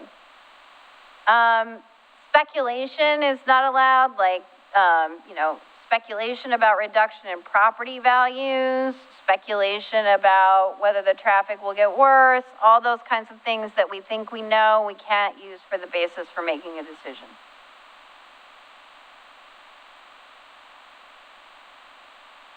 Okay. Can I ask something about the traffic? Yeah. Okay, it's probably one of the most common complaints with applications is traffic. I'm not saying it's ever happened, but let's say there was a traffic study that the applicant presented, and it just seemed completely wrong. Like they just paid someone to say something great. Do we have the authority to question someone's traffic study? Absolutely. And then how would we go about that? Do you have to make them pay for another traffic study, or do we do our own? Well, I think when you say question an applicant's traffic study. Yeah, like he says, the numbers are perfect, and we say, no, it's not perfect. It backs up a half a mile every morning. These numbers don't make any sense. Well, I think that there's traffic engineering is not based on real experience, right? Traffic engineering is a science of counting cars at a certain period and then, and turn movements at a certain period and how long it takes you to get through an intersection.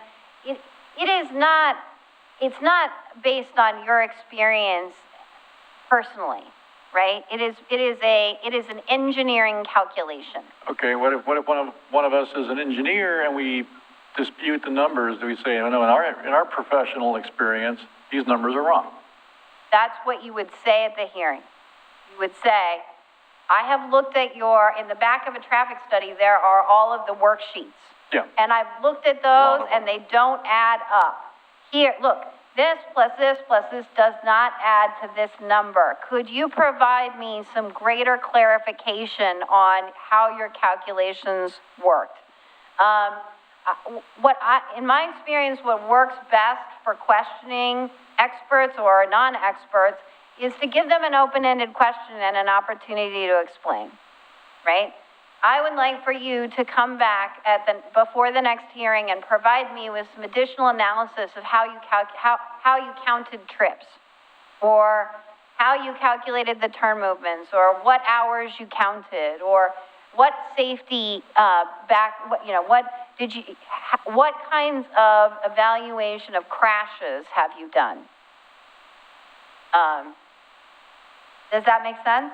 Yeah, I remember we've had some where the traffic studies were done like during COVID, and there was no traffic, But we said that's not reasonable, because that's not what it is like any other year. You pick the best month you could have picked, so.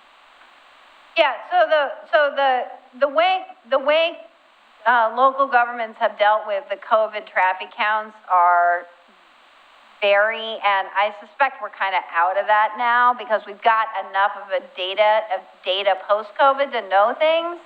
Yeah. But, I mean, there's a pros and cons to a traffic study pre-COVID, during COVID, post-COVID, right? Yeah. Because traffic patterns changed. But I think it's legitimate to ask the question. Okay. All right, great, thank you. I have a question, by the way, as well.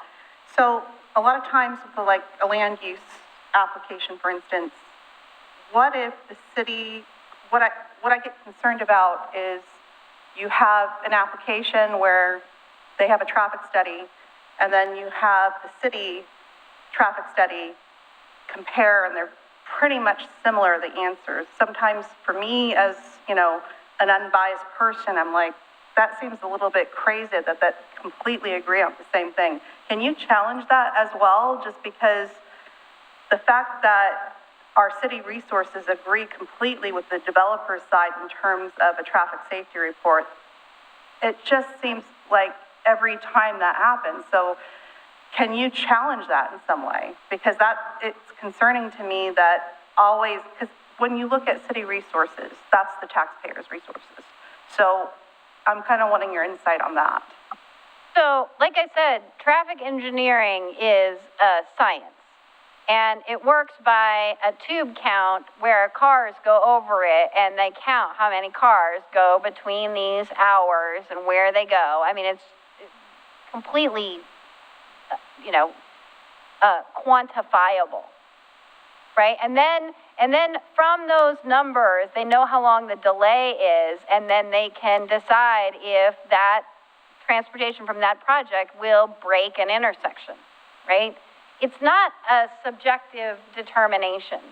And so the fact that an applicant's so first of all, you need to know that an applicant's traffic engineer has talked to the city's traffic engineer before they even start the report. Because the city's traffic engineer tells them what they need to go study. And they send them the background data of the city's transportation system plan and all of the sort of history we know about the intersections. So the fact that there's agreement at the end is not surprising when they've been talking all the way through the process. And there is nothing improper about an applicant working with city staff. In fact, we want them to work with city staff so that the decisions are presented to you in a way that is consistent with our understanding of the code. That's not trying to avoid any obligations with the code. The staff still presents a report. You are still the final decision maker. But the idea is staff helps organize things and makes things more efficient. And so that is why I suspect that you have the city's traffic engineer is an independent engineering firm that is paid by the city, right? I mean, they talk, if the city's engineer thinks that the applicant needs to go study a different intersection, they have to go study it, right? And so, I just think it's important to keep in mind that this is engineering. I mean, I understand that people have their own experiential evaluation, and I guess my advice to you is you can ask questions about it. You can learn more about it, but that doesn't make you a traffic engineer, and that is what it is. Commissioner Espy, I'm sure you have some thoughts about that. No, just real quick, and it took me a long time to learn this too, is that, the traffic studies that have rely on a baseline standard, which is the ITE manual. And if you look in that manual, they will have traffic burdens for each proposed kind of use, like a McDonald's or Starbucks or whatever. And you'll think, oh, gee whiz, that would generate a lot of traffic. And they also have standards for vehicle capacity on roadways and all those other things. But they are a lot lower, a lot more permissive than you would ever think they would be. And that's the national standard by which the engineers or traffic engineers rely to write their reports. And so their reports are sound based on that established baseline standard. Is that more or less what does that more or less make sense? Yeah, I agree with what you're saying. Yeah. So I think that surprises a lot of people when they think intuitively that there's a lot more traffic, or our use is going to generate a lot more traffic than it normally would, but yet the standard that is set is lower than what normally would be required. And that ITE manual is assigned to the use that is proposed. It's that we don't know how many trips that will generate, so they use this chart, right? Yeah. And that chart says that a use of this type will generate this many trips. And that's what all the engineers have agreed to use. And I think my view is I thought that they predicted actual trips from that use. Like you went out and looked at how many trips the McDonald's down the street generates. Mm-hmm. And that's not the way they do it. Right. Right. It's a preordained standard. Right. Commissioner LaSalle.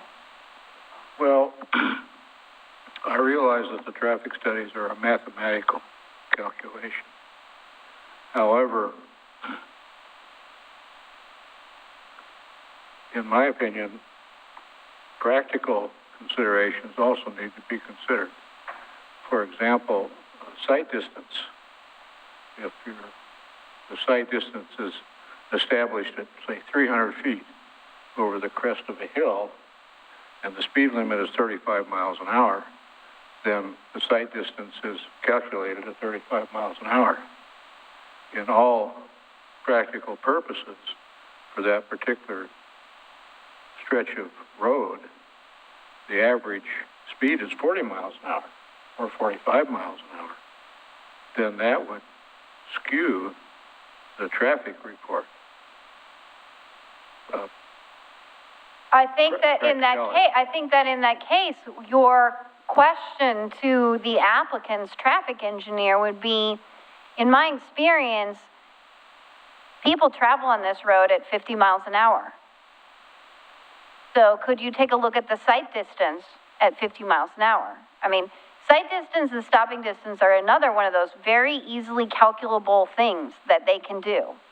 And they will do it at 50 miles an hour. And if they need to, change the road or change the curve or change the trim some trees, they can do that. Commissioner Schlagenhammer, sorry. Dirk. I remember when we were looking at changing speed limits on some roads, the police department did I don't know if it was a study, what you want to call it, but they checked the speeds that people were going, and it was actually much lower than the perceived speed. People thought everybody's going 50 down, Holcomb, and they were, average was 38. It was not as bad as people thought in reality. That's a good point. And and traffic engineers can test that too, just like police departments can. Okay, I think this is the last slide. At long last. Wake up, and I'll wake everyone up in a couple minutes. So last slide has to do with conditions of approval. And we use conditions of approval in order to make changes to an application in order to ensure that it complies with the criteria, right? And usually a staff report will recommend conditions of approval, but it's certainly within the Planning Commission's discretion to change those conditions of approval or add additional conditions of approval that the Planning Commission believes are necessary to achieve compliance. We cannot impose conditions of approval that are not necessary to achieve compliance. But there is a constitutional constraint that we are under when it comes to imposing conditions of approval under the Fifth Amendment of the Takings Clause of the United States and as well as the Oregon Constitution. We cannot impose an obligation with respect to an improvement. We cannot make an applicant spend money on improving a road or installing a water line or installing a street light. We cannot impose a condition requiring an applicant to do that unless the obligation that we're asking the applicant to perform is roughly proportional to the impacts of their development. So we cannot ask a single-family homeowner to build a freeway overpass, right? Because their development does not necessitate a whole freeway overpass. We can make them pay a proportional share of the cost of the freeway overpass. And that's what we do in some areas for big-ticket item improvements, as you'll see. But that you cannot exact more from an applicant than the impacts for their development. So that sometimes comes up in the work that you all do as well.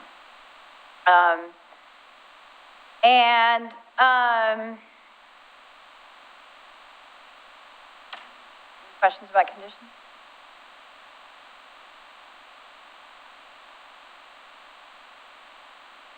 Okay, finally, some quick recommendations for effective participation.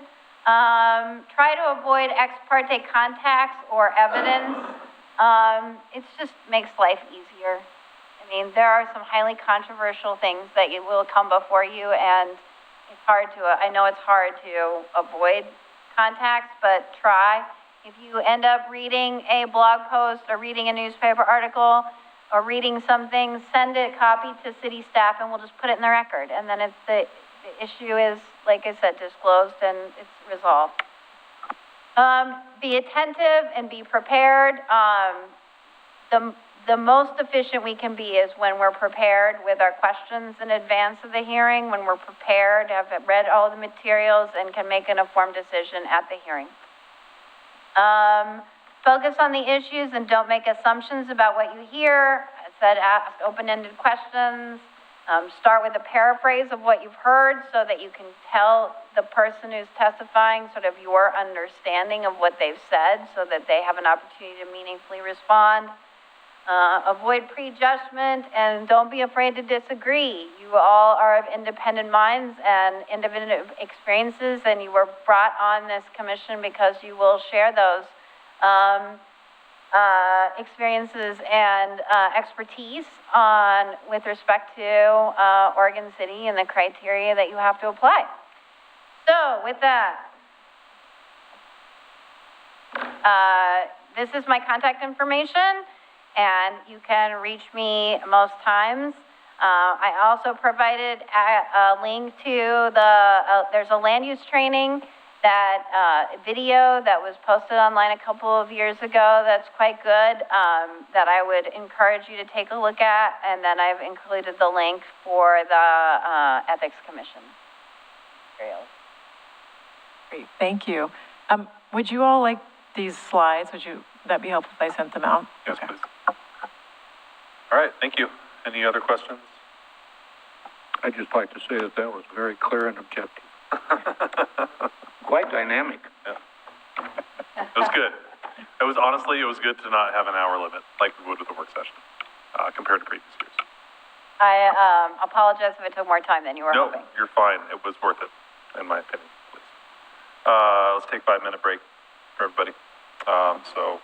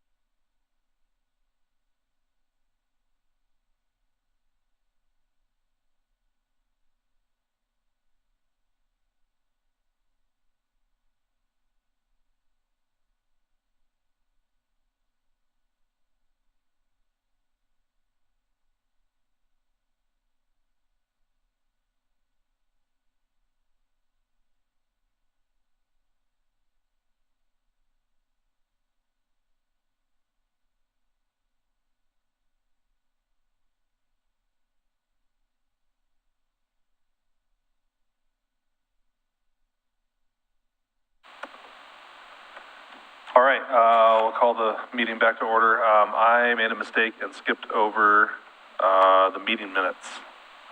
So we'll review the meeting minutes. If anyone has any comments or corrections or motions? I move to approve the meeting minutes. I'll second that. Okay, motion's been made and seconded. Can we call the vote, please? Commissioner LaSalle, Aye. Commissioner Schlagenhofer, Aye. Commissioner Dole, Aye. Commissioner Laws, Aye. Commissioner West, Aye. Vice Chair Espy, Aye. and Chair Stoll. Aye. All right, and let me pull up my agenda again. Okay, no public hearing tonight. Discussion items, Planning Commission Work Plan 2024. Yes, thank you. So I don't have a presentation for this, but over the course of several meetings, different topics have come up from planning commissioners that you wish to discuss. And sometime in the fall, we started discussing kind of one-offs here and there of things that you all could bring up and decide if you wanted to present that to the city commission or not. And as more and more of those started to come up, you all decided that it would probably be a good idea to have a work plan and maybe put together the ideas that you'd want to present to the city commission and give it some prioritization. So some of the things that I had heard that I'll just kind of rattle off, and then I guess the way I wanted to approach this is I'll talk about what I already know is on the list, and then if there's any other things that you all would like to add, I'll take some good notes and put together a list, and we can either start prioritization tonight, or I can bring back the list at our next meeting, and we can talk about a way to prioritize the topics. And then the other thing that I would ask is that when we start prioritizing and kind of deciding what we want to keep on the list, that there's at least a consensus, or a majority of you would like to pursue it, and so that we're all rowing in the same direction, for lack of a better term. So some of the things that I know that have been brought up to me and maybe brought up in the meetings is talking about infrastructure funding that can support housing development, employment lands in the city and how to promote the development of those areas. How does transportation funding for new roads come about? How do we build roads for new developments? Looking at the Malala 7th Street view corridor, and if there's protections that we want to put in place of the view corridor, I think that would be looking kind of northwest. And then looking at commercial uses on the first or bottom floor, street level of mixed-use developments, and potentially making that a requirement, and specifically along the mixed-use commercial area on Malala. And then also looking at how to increase activity along Malala. And then a couple other things that came up at the last meeting is looking at RV parks. We discussed RV parks last time around, and so where in the city is appropriate for an RV park. And another idea is reducing the permitting requirements for short-term rentals. So that's kind of the list. I think I'm looking at tonight as more of a brainstorm of different ideas, and you're welcome to talk about the things that are already on the list. So I will turn it back over to you all. All right, anything on that list anybody wants to discuss? Can I add to the list? Yes. Yep. Well, and this is probably more aspirational, and it may be dreaming the impossible dream, but this isn't related to the climate-friendly and equitable communities issue and the reduction of parking and all those other kinds of things, all those other kinds of policy items that are dependent on adequate public transportation, which is, as we all know, is not adequate. So there is a little bit of putting the cart before the horse by reducing parking standards when we don't have any adequate transportation. So I would hope that we could provide some communication to the state or to TriMet or however the money, flows in that direction to provide adequate transportation so that these climate-friendly and equitable communities, policies and standards can make a little more sense.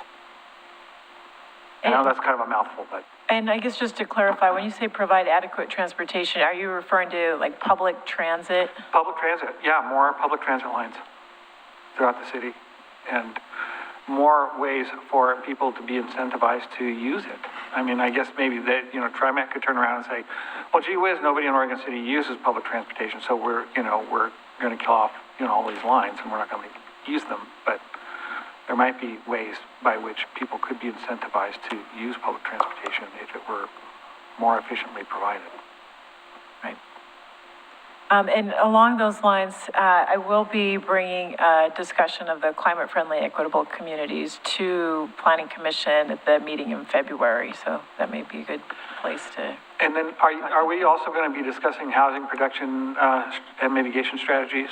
So now that we do have the housing requirements, are we going to be looking at, are you or is somebody going to be looking at engineering standards for providing, infrastructure to serve that additional density?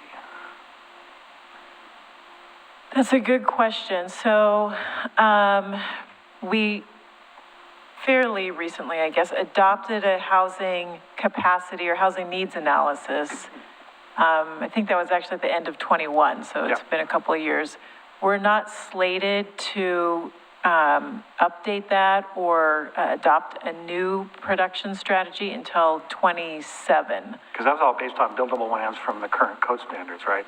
Like the previous code standards before middle housing was adopted. Correct. Okay. Right, yeah. So now we've got a whole new can of worms for. Right, so the next housing capacity analysis, which would include that housing production strategy, it has to be done in 2027.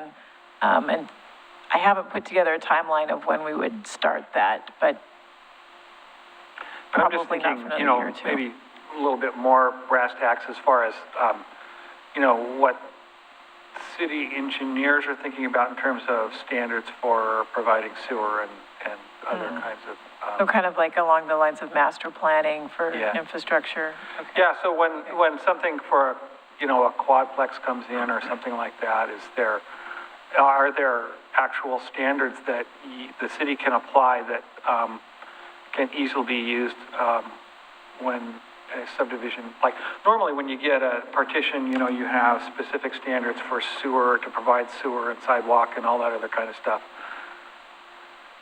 On an R10 lot, you're going to be able to put 4 units where you were normally able to put just 1. And so is there accommodations being made, engineering wise to meet that demand, I guess. Okay, I understand. Thank you. Yeah. Can I add something to that? This came up last year, or maybe the year before, when we were really looking at the new middle housing code. And I remember it being asked, what happens if development applications come in for, a development that has 4 plexes instead of, or 3 plexes in a R8 or something to that effect. What if the infrastructure just can't take it? And I think at the time, I think it was Ms. Robinson Gardner said that the city could deny an application based on inadequate infrastructure. If it couldn't work, then that would be a reason for the city to be able to deny it. Has that changed? Would the city be required to increase the infrastructure since they're required to approve a 3-plex on a R8? I don't think that's changed. Typically, the city wouldn't do the upsizing, right? If upsizing is required for the development to work, then the developer pays for and installs the upsizing. But I mean, if the main trunk line is just inadequate, can you put a moratorium on development? And the city has done that. Carrie, maybe you remember it more clearly than I do, There was one on but there Lynn. was a while for several years where we had a sewer moratorium. Right. So that would be a way to stop development by not upgrading the infrastructure anymore? Well, I mean, I think if the developer puts the bill to build that main line, then the development could happen. Okay. All right. I have a question on item 2 of the list here, employment lands in the city and how to promote the development of those areas. Specifically, those should include the Cove and the, what do you call it, the Grossman landfill. But how would the Planning Commission promote the development of those? Well, that's a good question. And so let me tell you about another project that we're working on that will come before you. So planning and economic development have partnered and applied for and were awarded a grant from Metro to study the industrial and actually it's called campus industrial lands around Beaver Creek Road out towards the community college and kind of that end of town. And the goal, the outcome of that would be to produce a strategic plan that has ways that we can either market to industrial developers or make changes to our code that may be more friendly or incentivize that development. So I think the way that the Planning Commission will be involved in that is, first of all, reviewing that strategic plan, giving your input and feedback based on your knowledge of the city. And then second of all, if there are code changes that come out of that, that's how you would get involved in that as well. And just kind of keeping that higher level kind of policy eye towards trying to make it more friendly for development of employment lands would be one way to do that.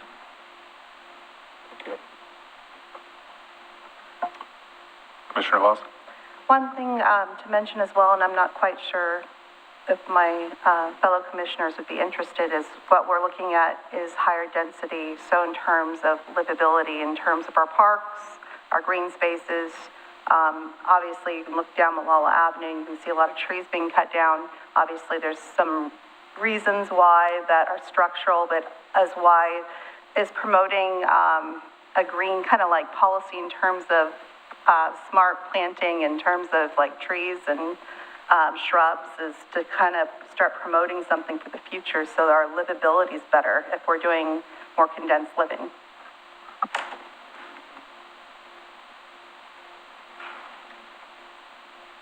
And I think just wanted to make sure I capture that. I think what's interesting about what you said is part of that climate-friendly, equitable communities reforms that we have to make are somewhat specific in terms of parking areas, but certain parking areas that are larger than I think a half acre have to have a certain amount of tree canopy coverage, and I think there were some other landscaping provisions in there. So we may be able to get a little bit of what you're getting at at least through those policy reforms, but that may be another place to kind of look at that or expand on it as well.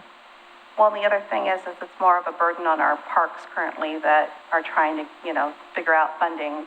And then as well as, a lot of wetlands are being filled in and destroyed. So how to promote kind of building smart around those areas rather than just destroying them or filling them in.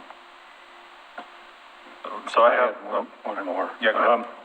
I was going to bring up the subject of lot averaging, but has that also become null and void with the new legislature? Go ahead. So I think the answer to that question is it's not null and void. there's just more ability to, okay, the new legislation that I think you're talking about is House Bill 3414, which did not pass.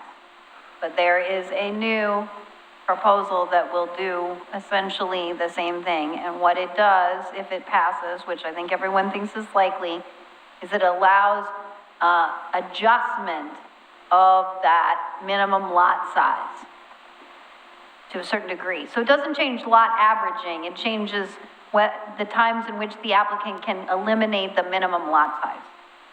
And I think as a practical matter, Commissioner LaSalle, I think that the lot averaging when you've got middle housing opportunities may be a thing of the past anyway.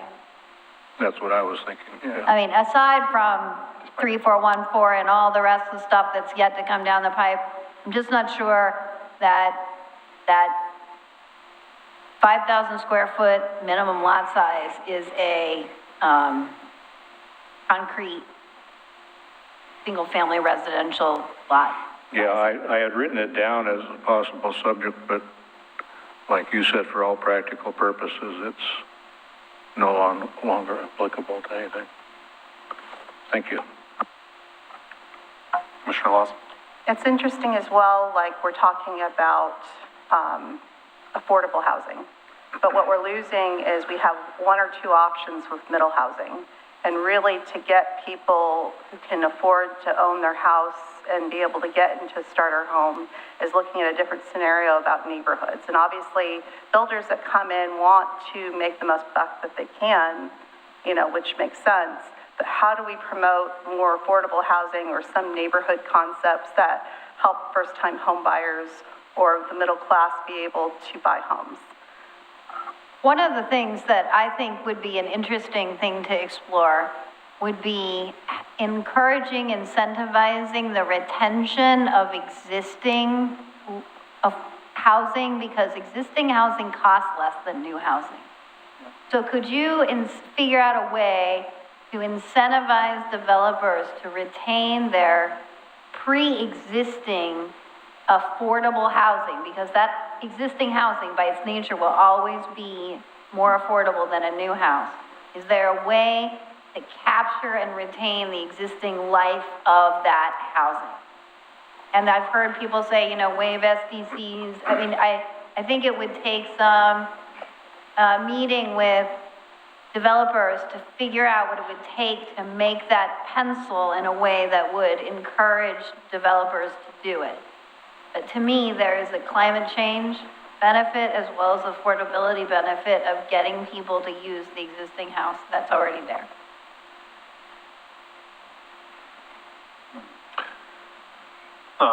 Related to the 7th Avenue corridor part, just looking at the code, the minimum setback is 0 and the maximum is 5. And so, I mean, by code, there's not going to be trees along the road, basically, more or less.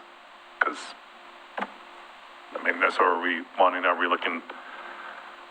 think about changing that code, or is that going to be affected by any of the other state stuff? And I don't know. It's just something to point out.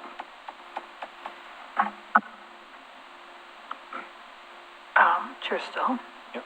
Are we referring to the bullet point that Malala 7th Street View Corridor Protection was that what you're, so I didn't even think about trees on that. I thought it was probably building heights. And I'm sure whatever the zoning already has a certain limit on, what is that, MUC? Right, yes, it is MUC. So, I mean, I don't know what the building height is. 40 feet or 3 stories, whichever is less. Yeah, so I don't know so I would like to know what you're looking for with that item. More trees, shorter buildings? I don't know how you protect the view corridor. Or what you're wanting to. Well, right, and that's something that you all could discuss. So if you're asking the question now, I would pose it back to your fellow planning commissioners. Yes, well, I don't know how Chair Stoll wants to do this, to compile a list and talk about it next time, and we all prioritize a list and come back, or? Well, I mean, I think each one of these topics came from a person, and Yes. if the person remembers that they thought up that topic, then, I mean, they should, that person should More of the height is, I mean, to a degree, height's going to happen, right? We're looking at affordability, we're looking at, we're trying to get as most for the buck as we can. But the problem is obviously when we go wide and we go high, we lose some things as well. Like obviously Malala Avenue, it's important, or on 7th, for instance, visibility and safety. And when you go wider and higher, that affects that as well. And then you look at livability, you know, there are viewpoints which we're not entitled to views, right? But there's a certain degree about, okay, so if we go high enough and wide enough, it affects safety, it affects livability. What do we want to look at that? Like, because obviously there's a requirement, but what do we want to look at something different in certain areas based on safety and terms of like even just visibility? Because, you know, you're going around a corner is harder when something's wider and higher and right to the sidewalk. In terms, that's more dangerous for people. And we're even talking about lighting now. Lighting is more dim because it's more environmentally, you know, light pollution. So how do we work all that to be able to be overall safer and, you know, where people can walk still on the sidewalk and feel safe, especially at intersections?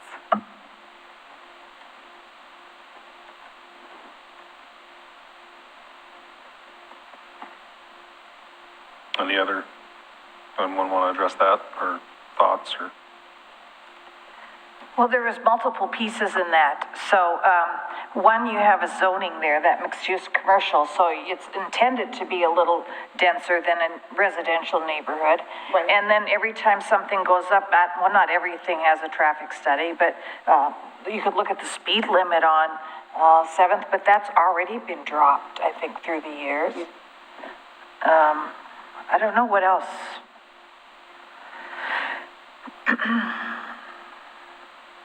I don't know. Well, I think with each of these, it's going to be important to really clarify what the objective is, like what is the problem that we're trying to solve? Yeah. And so if it's safety, that's one issue, and there's a way to get at that. If there's kind of just a protection of how the corridor looks as you drive or walk, and I wish I could get this direction right. I think it's west. Or maybe it's northwest. We're on an angle, so I'm going to just say northwest. So as you're going down the hill, thank you, is that the problem that we're trying to solve, where we want to keep that open and not have buildings too high along the side? So, and then with the trees, so part of the reason for having that small of a setback is to create that kind of pedestrian-friendly interaction along the street. And so the perimeter landscaping is going to happen more in parking lots rather than the site itself, but there'll still be street trees that are required. So I think it's just going to be kind of important to clarify what is it that we're trying to achieve, not just with the 7th Avenue one, but kind of with each of these topics, like what problem are we trying to solve, and take the discussion from there. If you look at Eastham and the development that's gone there, it's obviously taken a lot of view in terms of height, but you see traffic trying to take a left onto 7th. And because of that visibility, and there's already problems, you've seen major problems at Jackson and 7th, where people are trying to take a left, and usually I've seen some terrible accidents there. And then also the fact that, you know, literally at where the pharmacy was on 7th, they are building a development where it's awesome, at least they're doing commercial on the bottom, but sections of that got approved, you know, for the fact it's actually going over the sidewalk above. And, you know, looking at that, what we want for our historic areas as well. I mean, because also that involves a historical code in a way, depending on where it's located.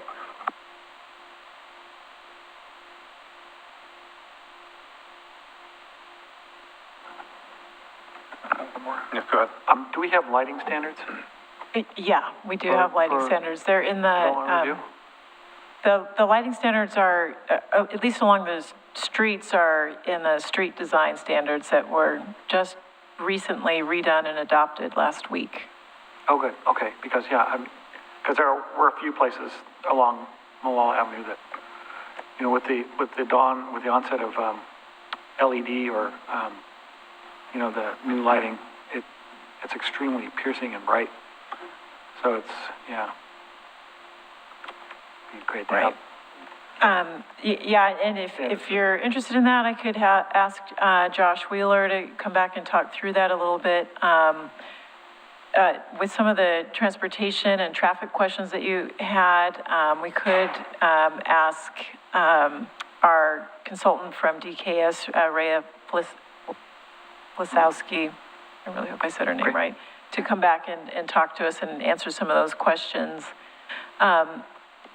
And so what I could do tonight is, I think I've got a pretty good list of pretty meaty topics, really, for us to dig into. I could come back to you next, at our next meeting, fill these out a little bit so that you've got a little bit more than just a bullet point. We can talk about, kind of dig into some of them, and so you can decide if there's any that you want to really pursue as a group. Some of them may be, we may be able to classify them as like educational. So like the things I just mentioned, you know, do we bring in some of our other city staff to answer questions and kind of talk to you about some of the questions that you have about lighting and traffic standards, things like that. Other topics may be things that you want to discuss some more. There may be other topics that kind of fit into things that we're working on, like the climate-friendly equitable communities or the Beaver Creek industrial land readiness. So I can take a crack at these topics that we have and kind of where they might fit in different categories and how we kind of chunk it out and approach it. That works for everybody. Sounds good. Is there a way to feedback with the city commission to see if, you know, whether or not we're on the right track with what we're talking about here? Well, yes and no. And so I would actually ask that maybe once we get this kind of drafted, or maybe before it's finalized or in a state where you all like it, that perhaps you as the vice chair or the chair we could go to the city commission and you could present that. One of the things that I need to get scheduled anyway is we have annual reports, right, from each of the bodies, but Planning Commission, Historical Review Board, all the advisory committees take some kind of report out to the city commission. And so we could wrap that in, and you can make your recommendations and see what the response is. It's a lot of work. Yeah, thanks for that. Yeah. Well, okay, so maybe I'll walk that back a little bit. That's fine. Yeah, it'll be fine. All right. Any more discussion on that, the work plan? Yeah. Yep. All right. Okay, I think this is a policy question. I'm not sure if it applies, but let's say we had an idea that would possibly incentivize, I'm not sure what that one is, affordable housing, but it takes cooperation from Clackamas County. How does that process work? It would depend on if that process was land use specific or money specific. Money. That would be between the city commission and the county to work out. Can the planning commission propose something? They could make a recommendation that the city commission explore something further, but it would be nothing more than. Okay, the question is about taxes, tax break, some kind of incentive for a developer. You know, when it comes to taxes, we really don't have a whole lot of power. So that's why the question was, how do we, if it involves the county, at what level does that, you know? I think it would be a political decision between the city commission and the board of county commissioners, and then it gets memorialized in an agreement, and then that's how it. Okay, but we could possibly pitch it like in a small way. I think that if you were going to pitch it, you'd have to pitch it along with some kind of regulatory incentives as well, where you'd be coming to the table with some offers of how we could incentivize the provision of affordable housing, either through development incentives or some other mechanism. tax freeze for a few years, something. Okay, all right, thank you. All right, anyone else? Okay, I'll move on to communications. I do not have any other communications. Okay, we're having at least one meeting next month. Yes, so the first one is, I lost it, I think it's February 12th. I think, yeah. And for sure, we have a meeting that night, and we may have, I can get this back up. I don't know that we have anything scheduled for the second meeting yet. So far, I don't have anything scheduled for that February 26th meeting, but, Okay. yeah. All right. All right, any other communications from anyone? All right, we're adjourned.